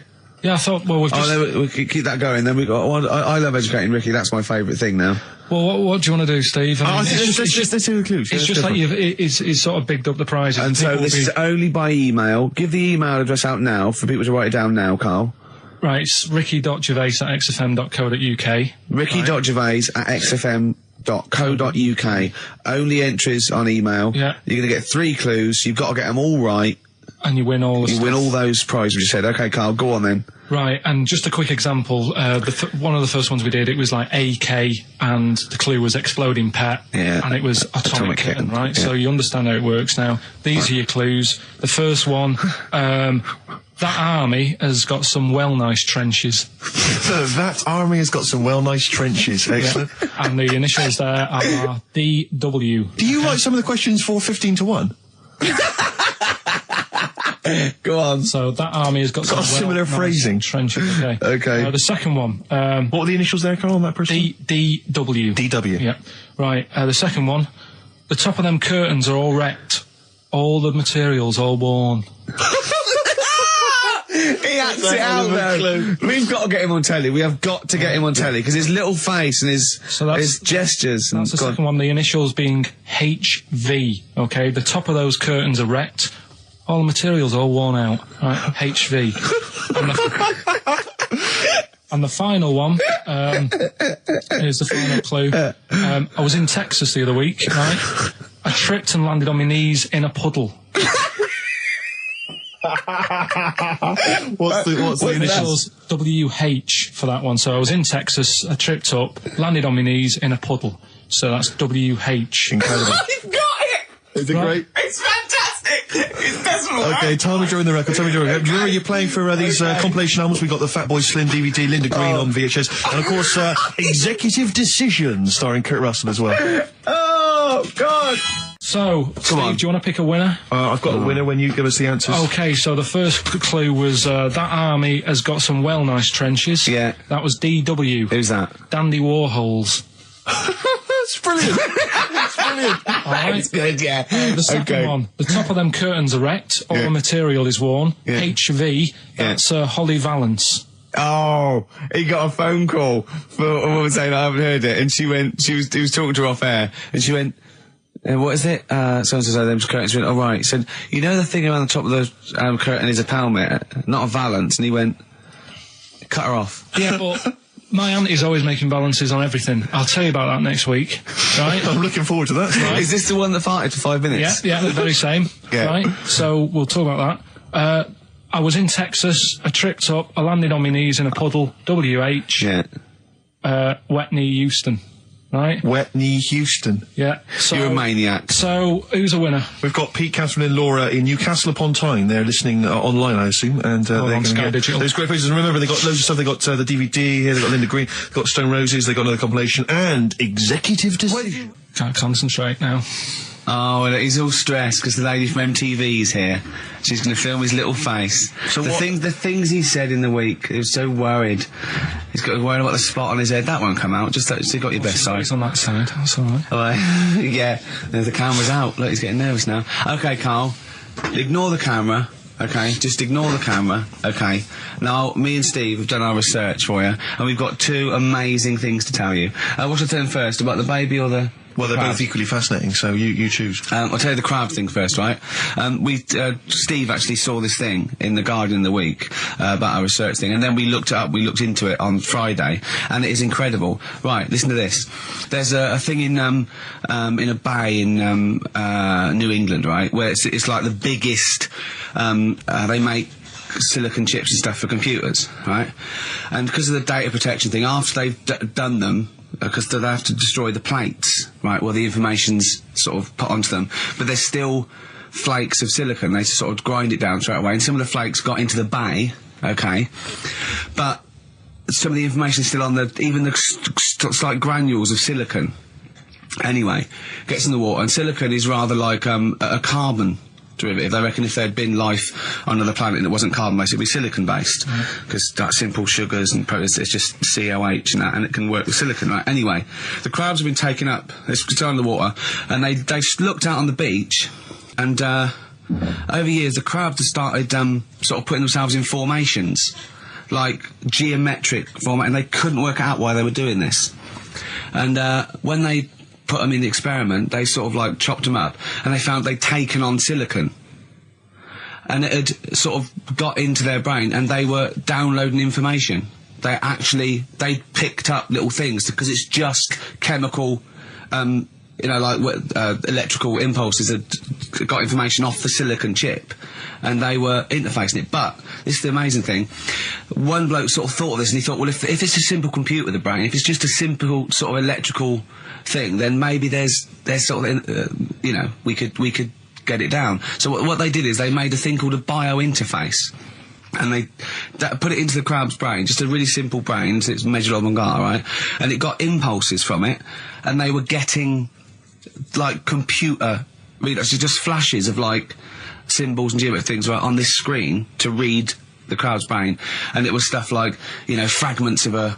What made them do this in the first place? Because they saw the crabs behaving differently. They were behaving differently to each other. They were just like you know, intelligent, and they were sort of solving problems and all this sort of stuff. Anyway, when they downloaded the thing, it was like there was they found one of the secretary's names where it had been on the silicon chip, where it was just like a flash of a computer screen. But the most amazing thing is, they downloaded a memory, right? It was like a snapshot where it had been burnt onto the retina of the crab, just a snapshot or something, and it was like a picture of the beach, like a couple of years ago, right?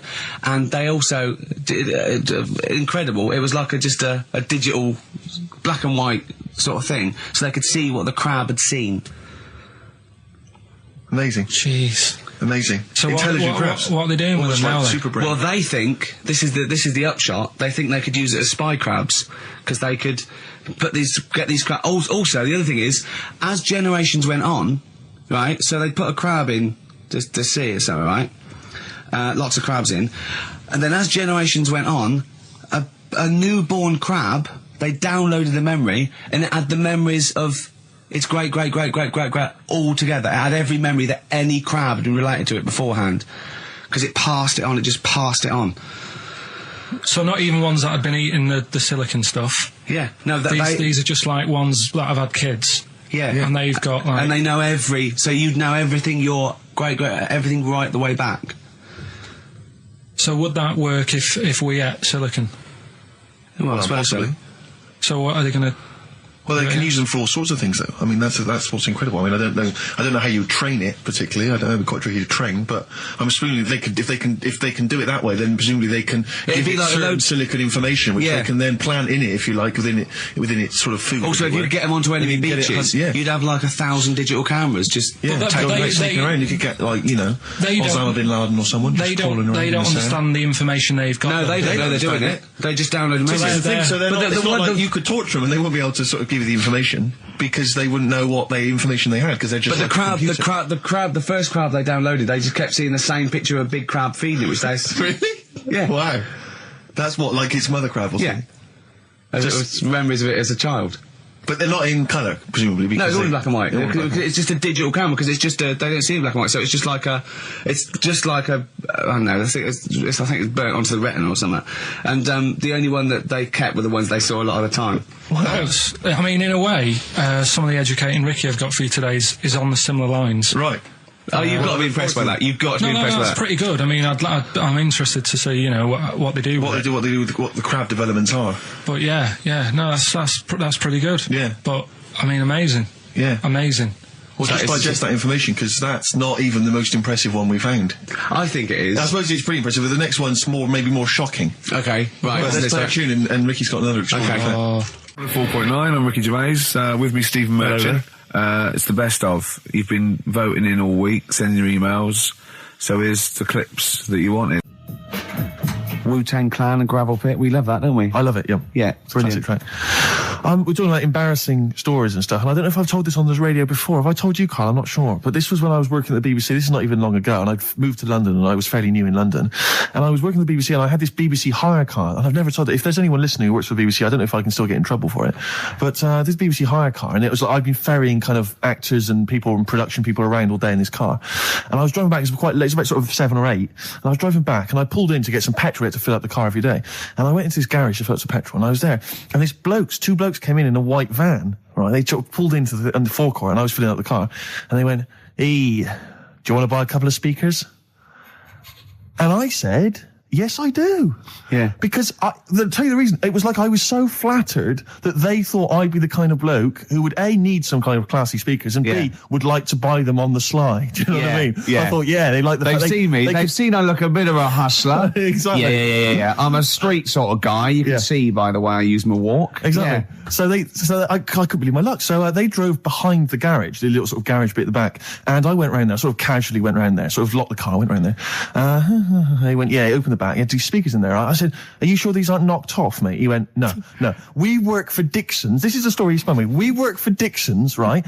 And we're delivery men. And if we make a delivery and the person's not there to sign for the goods, then we have to bring them back to the warehouse. But if we can sell them on the way back, then that's really good for Dixon's.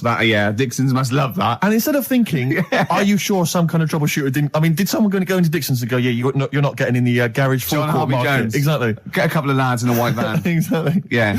So anyway, so I sort of bought this story, and I was a little bit dubious, and I went, right, let me hear them then. And he wired them up to the car stereo, and boom, boom, boom, they're playing. So it was some groovy hip-hop. I was thinking, great, these guys know what I'm into.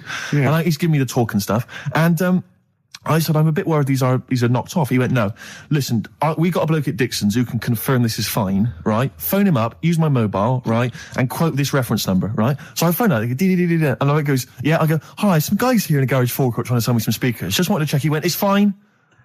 I went, should I just read the reference number or whatever? He went, if you want. And X14, and I'm like, yeah, it's fine. Yeah.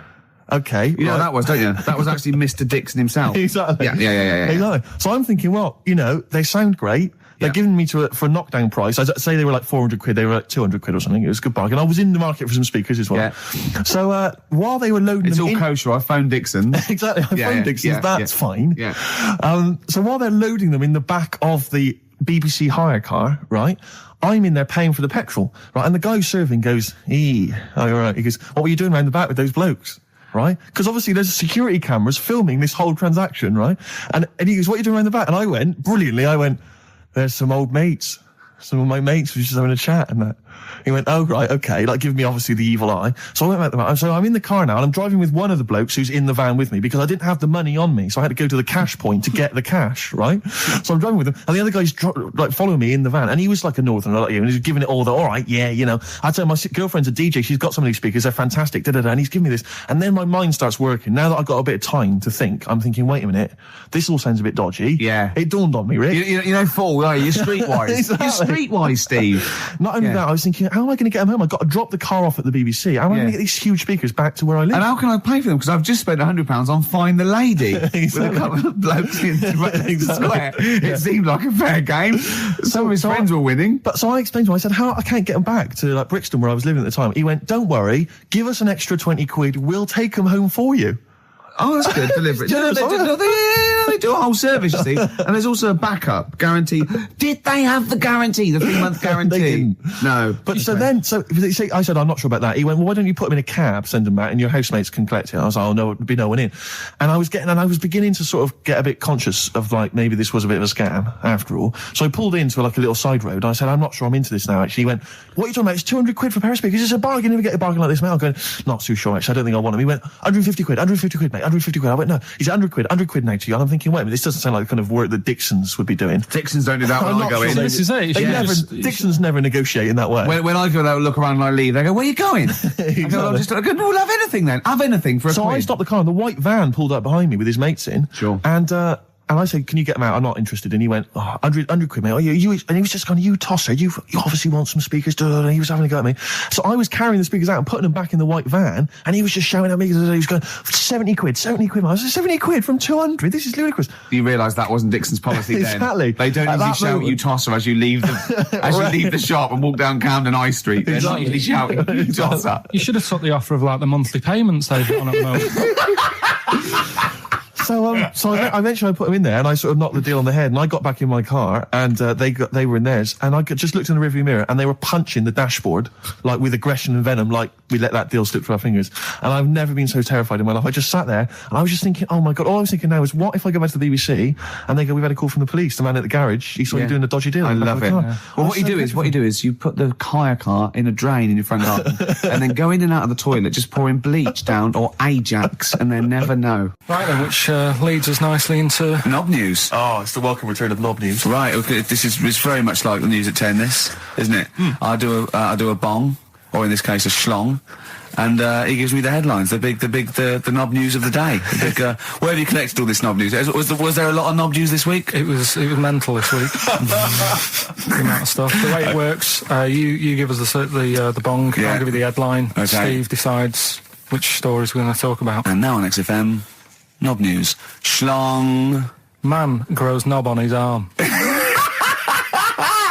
Schlong. Man gets doctors to make him a second knob. Schlong. Turkish prisoners made hole in cell wall to produce third inmate. Schlong.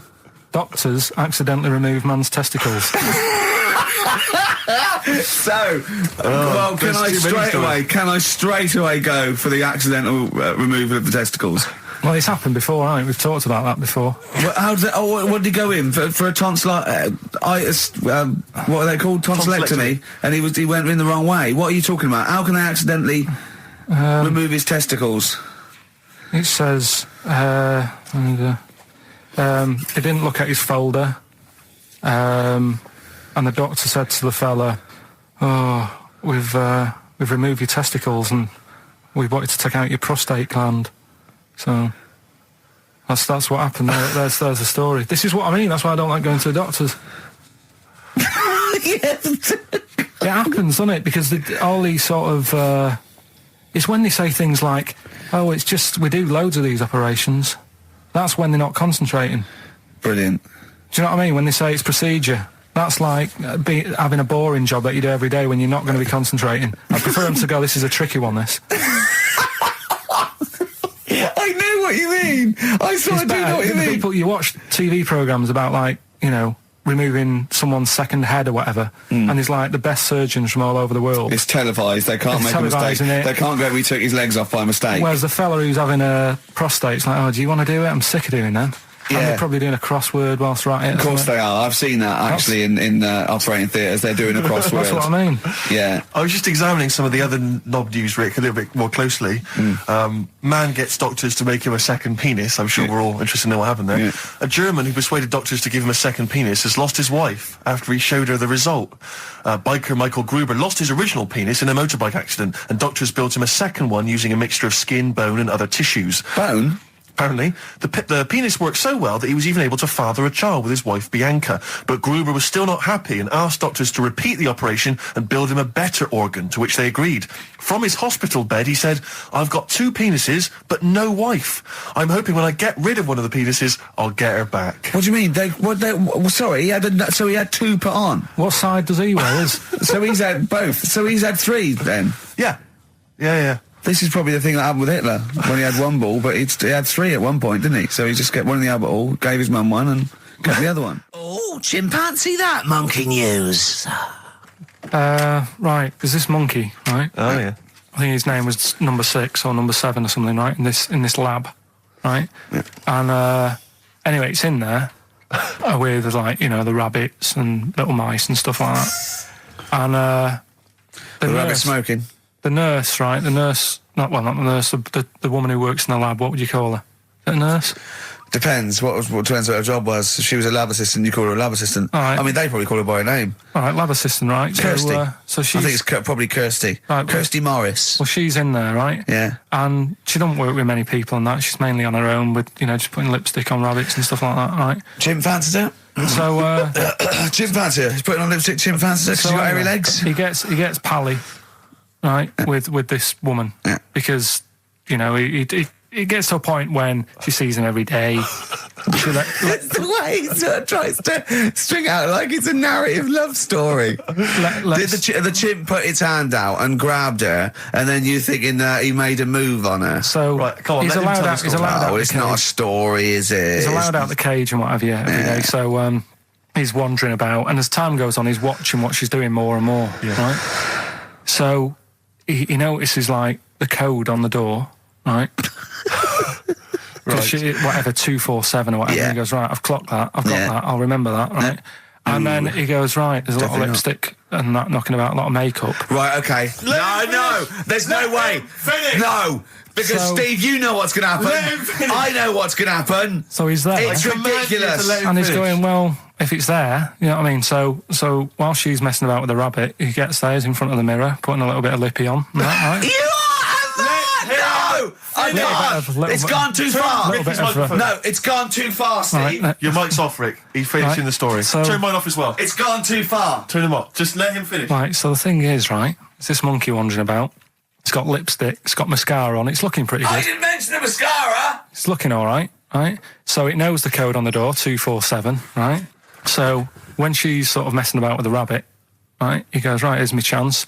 He's looking good. 247, out the door, through the reception man's there. He's like, all right, Kirsty, right? Don't talk shit! I Feel Free from Cream, that's pretty much the last track, isn't it, guys? I imagine on XFM 104.9. Well, I mean, yeah, I've got nothing to say after that ridiculous story. I mean, that's worse than the bank robbery to me. Yeah. That he clocks out. And the bloke on the desk. All right, Kirsty. Oh, you're 2 foot shorter and hairy. She wasn't a looker anyway. So. She wasn't a looker anyway. Brilliant. That was Radiohead and They're There. We're Not Here, all right? Pre-recorded. Coming up is one of Karl's little things. Enjoy it. All right, that's Aqualung. Good time's gonna come, innit? Right, Karl, come on in, educating Ricky. So, don't let the cat out of the bag, that's where that comes from. Comes from a crafty butcher. Right, go on then. So the next little headline is Wash Up With You. Wash Up With You, go on. You want to know about that? Yes.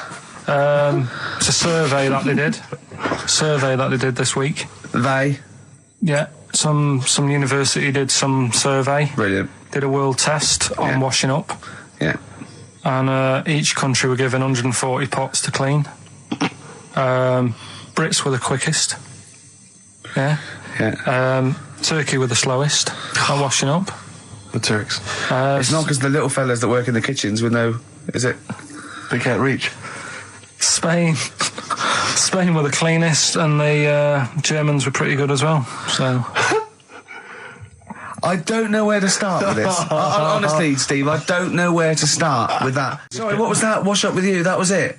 But was that it? Survey of washing pots and pans. I didn't understand. You said Italy were the cleanest. No, Spain. No, Brits were the quickest. Yeah. We were the quickest, but Italy was the Spain was the cleanest. Turkey were the slowest. Yeah. Spain were the cleanest. But why weren't we clean then? Because we were washing up. Why were we not paying attention to the... We did it rubbish. We did it quick. We did it quickly, but I don't understand why it was being rated on. Who was doing it? Was it Annette Newman or Ainsley Harriott? She's quick. Both of them are quick. Yeah. Well, they've got like kind of loads of slaves that do it for them. Did we use fairy liquid? Don't know. It didn't have. Did we use a whole bunch of Boy Scouts? Didn't say that. Just like said, it just said, that. Who had the softest hands? Who had the softest hands? So it didn't say. I didn't. Why is it we don't get notified that this is taking place? I don't know. When I was a kid, no one ever said, we need recruits because we're doing a survey on who can wash up the quickest. Are you disappointed in yourself with that one, Karl? It is pretty dull.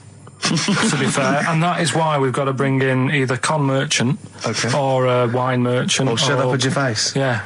Would you be able to, if I put you on the spot in the next, after the next record, would you be able to give an example of how con merchant would work? I mean, is there something you could do just to sort of experiment? Should we play record? I can do better than that. Yeah. What? Ads. Go on. Do you know why people tink the glasses before they have a drink? Why they tink? The verb to tink. I do know that, Karl. Is it about poison? It is. Here we are. What, would it make a different noise? Nope. Brilliant. Go on, explain it. You explain it, Steve. No, don't, Steve. You explain it, Karl. Go on. I've started, so I'll finish. Go on, Karl. Explain why they tink the glasses. Ages ago. Yeah. Only people with money had drinking or something. That's like one of my film reviews. Years ago. Welcome to History Now. Now, ages ago, only people with money had drinking or something. Keep going, Karl. Keep going. Like spirit and stuff. So they'd it's like businessmen. It's easy for you to say. This is getting to be cruel, isn't it? This is amazing. Yeah, go on. Why did you open your mouth, Karl? What were you hoping was the best that could happen? Because you were trying to make me look stupid before with the planet, so I'm... Whereas you know... Yeah, go on, no, come on. Businessmen with money, I've got to drink and ching. Okay, so then, so they'd nip round to have a chat about whatever they're earning money with. And they'd say, right, do you want a drink then? And they'd go, oh yeah, that'd be alright. Yeah. So, rather than just pouring it out of a bottle into a glass and saying, there you go, it could be going, hang on a minute, it could be poisoning me ear and trying to nick my business idea. Yeah. So what they'd do, it sort of pour a bit of his drink into the other person's glass and you get that tink noise. And that's like cheers, you know. No, Karl, I just have a slight amendment there. I think what it was you're absolutely right that they would then test each other's drinks to show that it wasn't poison. But over the years, that was reduced to just chinking the glasses by way of saying, let's not actually bother going through the whole rigmarole. They just did the chinking of the glasses. Yeah, that's good. It was exhausting though, wasn't it? I know. Was it worth it, do you think? Well, I like that, because people carry that with them now. When they do that, they'll think, oh, that bloke's definitely not trying to poison me. Yeah. So the horrible thing is that now, when I do the glasses, I can laugh and go, they don't know I've poisoned them. Exactly. You should always do the pouring back and forth. It's a shortcut, it's a slippery slope. You know, just be careful. His homework was to come up with those stupid lateral thinking problems. We maybe should give an example of the. Romeo and Juliet. Right, Romeo's asleep on the bed, Juliet's on the floor, covered in water and broken glass. What happened? And you ask all these stupid questions, and it's Romeo's a cat and Juliet's a goldfish. Again, awful. What am I thinking? Yeah. Yeah, go on then, Karl. Right, Yeah. there's a bloke lying on the floor, right? He's cut his head, blood's coming out of his head, and all his mates come running up, and they're all stood round him. Yeah. And they don't take their hats off as a mark of respect. That is outrageous. Why didn't they take their hats off? I'm laughing, but it's probably as good as the real absolutely. ones. A bloke's fallen with his... Yeah. He's lying on the floor. Yeah. He's dead. Yeah. His mates come running up. Was it important that his head was cut? I don't know. I mean, Would it have been okay if he'd have been wearing a hat? He wouldn't have been dead if he was wearing a hat. What's your answer? No, you're meant to answer questions. You don't just go, what's your answer? You say, where's the turn? So you go, no, and I have to guess. It's obviously like sort of motorcycle stunt team or a parachute. Why didn't they take their hats off? Because they're probably still on the motorbikes or something, or... Well, yeah, but if you mark a respect to someone, you could take your helmet off. I'm getting angry. What? They're parachutists. Why couldn't they take their helmets off? Because they're coming down from the sky. But he's on the floor dead. Well, they can look down and see him on the floor. Are they on the floor, Karl? They're on the floor as well. They're walking, are they? Yeah, well, they sort of stood there looking at him. They're stood there. Yeah. They're stood on the floor looking at him. They're soldiers. Why? But why? If because it might be in a battle zone. They might have their helmets on, and he's been shot in the head. No. Well, that does work. You see, this is my point. That one works. That one works. Unless you've given us a piece of information where that doesn't work. What's the difference? Why is yours different to he's been shot in the head in the trenches and they're looking at him and they keep their helmets on? I just don't think it matters as much. If they're in the trench, they're already guarded a little bit, so they could take their hats off. It's the best mate, for God's sake. Okay, who's dwelling on this? Are they normal hats? What kind of hats are they? The answer. No, don't get ratty. What kind of hats are they? Baseball hats? If I told you what sort of hats they are, you'd have the answer. Wow. Okay, I've got to guess what sort of a hat it is then, have I? Right. Is it a trilby? No. Is it a bowler? I know what it is. What? They're spacemen. No.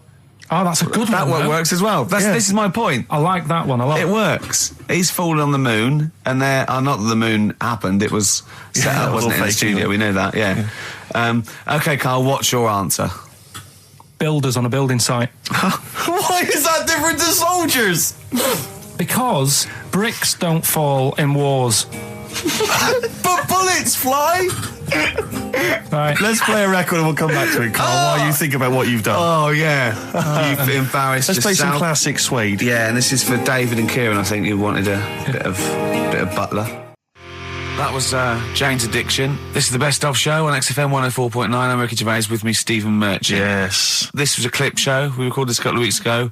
I hope you had a Merry Christmas. It's not over yet, because tonight at 9:50 is the second part of The Office Christmas specials. It's brilliant. Watch it, and we'll be back next week live. I'm Ricky Gervais, with me, Stephen Merchant. Bye. Have a great new year. But if you want, I'll pay for you to take history again. Karl, we'd love to see you get a C or above. And Well, we're I'll willing pay to... for you, and I'll get you some books. Right, now listen. We can, let's get, I reckon, when are the exams? June? Something like that, yeah. We'll try and register next week, and I reckon you can get an A or B. In history. In history. No, don't worry about it, it's just easy. I get you Brody's notes. If Heat magazine, they love you, Karl. They could probably sort something out. They could probably pay for a tutor. They got a lot of money, they sell a lot of magazines. I mean, it is almost always, and you found that out, I discovered this, it's always the Tudors and Stuarts. There's no fear for them not coming up. Now, what do you already know about them? You must already know stuff about Henry VIII and Elizabeth. No, because it's too long ago to even get interested in. Do you know what I mean? You can't. Is that why you didn't? To it. Okay. The Anderson thing, it was like, God, you know, I bet my mum and dad were in an Anderson shelter. You know, this is interesting. What, when they... Oh, my granddad would have, like, had something to do with this. But the Tudors, it's like, I don't know even if they had a family back then. Play a record. If we come back. Hang on. Sorry. Because I need to introduce the new feature. Yeah. For the I record. don't know if I had a family back then. Carl, listen. Let me just ask you now, right? If you can finish this sentence, we've got a chance. Divorced, beheaded, died. Divorced, beheaded, died. What is it? We just need to do a little bit of work, but otherwise, I think you're going to be fine. It's how you remember what happened to Henry VIII's wives. They're little... Divorced, beheaded, died. Divorced, beheaded... It's like spam. Support... What was it? Support, protection, anchorage, movement. That's how You're going to... That's nothing to do with the Tudors and No, Stuarts. nothing to do with the skeleton. Yeah, see, no, we're not doing biology. Mnemonics and acronyms. What happened to Henry VIII's last wife? Did she die, or did she not die?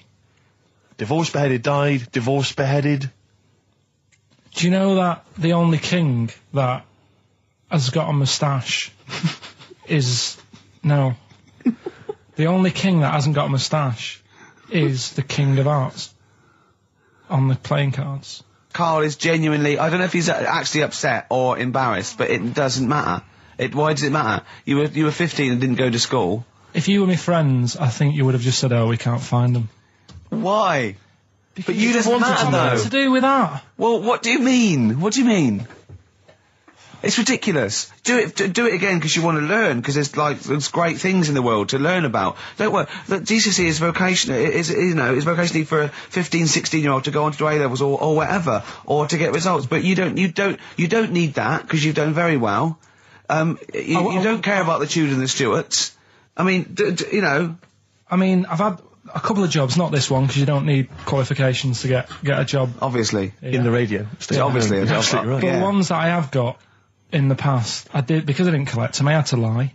And I didn't like go mad. I didn't say I had A's and stuff. But I didn't put history down because I didn't even know I did it. So it's a bonus. I kind of treated myself to like a D and a couple of C's and that, so it's like, well, he's not...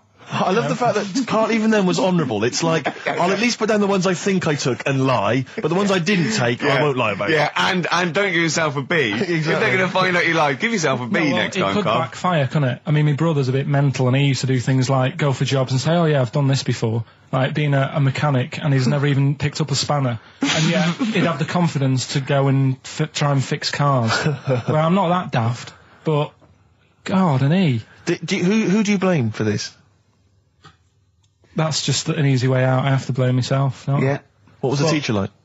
Well, there's loads of different ones. I didn't like... I mean, the history teacher, it is my own fault, because with her, she's a bit mental. And I used to kind of stop the lesson by saying, oh, miss, tell us about your fireplace you've got that is made from a gravestone. Because that's what that would stop any English teacher in their tracks. And she loved telling you about it. Yeah. It was like, oh, I learned that from a teacher. So that's why I didn't know about divorce, head loss, and all that. Yeah. Dandruff legs. Horse, head loss, dandruff legs. But remember now, divorced, beheaded, died, divorced, beheaded, survived. That's all you got to remember. And what's that? That's what happened to Henry VIII's various wives. In order. What does it spell out? No, it doesn't spell out anything. You just got to remember the rhythm. In order in which he married. Yeah, but it helps. It's like when my mum taught me the alphabet. She taught me as like a song. A, B, C, D, E, F, G. Yeah, constantly. No, not like that. Huh. That's how everyone else could do it, and I couldn't do it that way. Why? What tune did she do it to? It was A, B, C, D, E, F, G, H, I, J, K, L, M, N, O, P, Q, R, S, T, U, V, W, X, Y, Z. I feel like, feels like Christmas Day. What, you didn't get the gift you wanted? Yeah, do you know that, like, anticlimax? Yeah. When, you've been looking forward to it for so long. Yeah, you know. Well, I mean, I knew you were looking forward to it. That's why it took you 14 years to get the result, and then it was 2 other people that got them for you. Do you wish that we hadn't done it? No. It's alright. It's alright, isn't it? What's your girlfriend going to say? I don't think I'll see her again. She likes a man who knows about the Tudors and Stuarts, does she? Yeah, first Gladiator, then the... Yeah, you've been bluffing. Whenever she said, where did you go to Stuarts? You go, good. Like, lots of things, but look, it's a bird. What happened to Henry VIII's last wife? Oh, I wouldn't... oh, yeah. Oh, look, Friends is on telly. Friends is on. No, I just changed the subject by saying things like, you know, about the only king in a pack of cards. That threw off the scent. That threw us off the scent. That wouldn't fool an invigilator, would it? That's the thing. You can't use that one with an exam board. I'm always looking at stuff. I was looking at stuff this morning because of Yoragella last night. eating all that funny food and that, and also they all got a bit scared last night, didn't they, with a snake? I didn't see that. So is this I'm a Celebrity, Get Me Out of Here? Yeah, he got all worried about a snake getting on the sort of wandering about in between the sleeping bags and stuff. Yeah. And they were all scared, and it's so easy. Leave it with me. Sorry, the doctor says, leave it with me. Yeah. Leave it with me. Well, they were all scared because there's a snake, and it's so easy to find stuff out. Before they, where are they? Where is this jungle? It's Australia, I think. Before they went, give it half an hour on the internet. I found out with snakes, you don't need to worry, right? They're deaf, they haven't got any ears. Right. So as long as you're really quiet, it'll probably leave you alone. Yep. And also, they don't have eyelids. So they were suggesting if one's coming towards you, just like kick sand in its eyes. Because it can't blink, and it leaves it a bit like annoyed, and it wanders off. But they didn't do any research before they went. Yeah. And that's I think your knowledge would hold you in good stead. I don't think you need to know any more than you know. You know, you've done maths, you think? Yeah. Did no revision for that? No. Okay. English, do you remember what it was? Did they ask you about Shakespeare? Did they ask you about books? I remember, but I must have done it because I thought that was... It was English language, not English literature, wasn't it? So it was like... spelling and all that? So was it like a comprehension? You read a passage and had to ask questions on it? Was it... did you have to write a short essay? I don't know, I can't remember any of that. Okay. I did a science. Okay, physics or chemistry? Physics. Alright, well done. And this is all you think? You actually took that? You actually took physics GCSE, you think? You're obliged to do a language, I think. Did you do French? I did French for a bit. I don't think you are. I don't think you have to do a language. I think you have at GCSE, I think you've got to. Well, English quite good. I think that's his language he did. So you don't know about language? History? Geography? Just what you will find out, won't we? Okay. But you just can't remember. I can't believe you can't remember turning up for these things, because it's quite a big moment in people's lives. It is the thing that you've been working to all of your educational life. On the day that the things came out, I was working as a printer. Okay. And it was a really busy day. A lot of spelling mistakes that It was day, a really that busy paper, day, so you're bound to forget. Yeah, yeah. No, but I had to use gold ink that day. Oh. And it's, I mean, you're not a printer, so you don't know. No, that's the biggie, innit? But it's tough, you've got to really get your rollers clean. Karl, play a record, mate, and good luck with the exam results. Hopefully we'll have them for you by next week. It's time to give Karl... You're actually nervous. I'm a little bit nervous. Just to recap, Karl is 30 this year. He never went to get his results of his GCSEs. So myself and Steve took upon ourselves to phone his school, track them down, and we actually got your results. What did you think you took? Did English. Right. Maths. Yeah. Art. Right. And I think I did physics. Okay. Well, you didn't do any of them. Eh? You didn't do any of them. You didn't register. You registered for one exam and took one exam and got results for one exam. So I don't know what you thought you were turning up to, or you weren't registered, or you didn't. You're familiar with the notion of registering for an exam. You have to kind of officially register in order to be eligible. What do you mean, register? I turned up for a couple. Yeah, you can't just show up. You have to register for them. You have to pay this because it costs the school money, so they have had to have paid for you if they thought you were going to pass. You can't just turn up on the day and ask for some paper at the front. I never got a letter telling me that. Well, that's because you were never at school. But you did somehow register, or registered for one exam. You registered for history. It's a topic that you've always been interested in. I was saying to Ricky before, World War II, I loved it. Not the actual event. No, the study of it. all the stuff like, you know, about the Anderson shelters and stuff like that. Yeah. And the bombs and that. Mm-hmm. And then when I took it, it had nothing to do with that. It was more about the Tudors. So the Second World War didn't come up. You mean there were no questions about the Anderson shelters? Nothing. That's devastating. So So what are you expecting the result to be? is that seriously? Is that it? Yeah, it's the only one you took and registered. As far as the school is concerned, or yeah. certainly in Well, it's the terms only of one what that they told counts. us. It's the only result. It's the only one that counts. Yeah, you've got. I don't. Did you register for yours? Yeah. Yes. I've got certificates and everything. So what? Do you do that before the exam? Do you have to go somewhere and sign something, or? Yeah, you don't check your results and then decide if you want to register. It's not like Millionaire when you look at the question and go, I think I'll take the money. Yeah. You go. No. But anyway, you must have registered for one, or maybe your teacher put it in. Put you in for Well, it. I didn't do it. They must have been Someone else confident. registered They for must me. have been confident. They must have thought your best bet was history. Right. So, what did they get? You got an E, which I think, I mean, technically, is a pass. E. It's a bad pass, but there's F, How and there's much- U. You're not going to be doing a PhD. You can get an F, right, which is fail, and then a U, which is ungraded. Now, I don't know why the U exists, because F means you failed. U is like them going, you not only failed, but you wasted my time. So, We're annoyed Yeah, that you took yeah. this exam. so who thought they'd register me to get an E? well, they didn't. Well, they think didn't. you'd I get think any. they were hoping. It was rather like you with the lottery. They were hoping see- for something better than You nothing. see, I assume that the man who registered for that thought he can scrape an E if Anderson shout come up. Yeah. Well, that's it. You've got. Now, what I'd like to do, Karl, is I've started your re-education. You've read a book on Rasputin. I'll be asking you a few questions about that later. I've got another book for you to read next week. Next week, I've got a I'm little. not in the mood. What? Not in the mood. Oh, come on. Look. What's that? What does that say? It's that fella. It's the picture of the bloke that he used to use for Citizen Smith. Yeah? Che Guevara. Yeah. Yeah. He was quite happy, I think, when he found out that Robert Lindsay was involved. He went, yeah, of course you can. No worries. No worries, yeah. What So- are your feelings, Carl? What do you think? Are you emotions depressed? I'm just a bit annoyed because I'm sure I turned up for more, so it just wasted me time.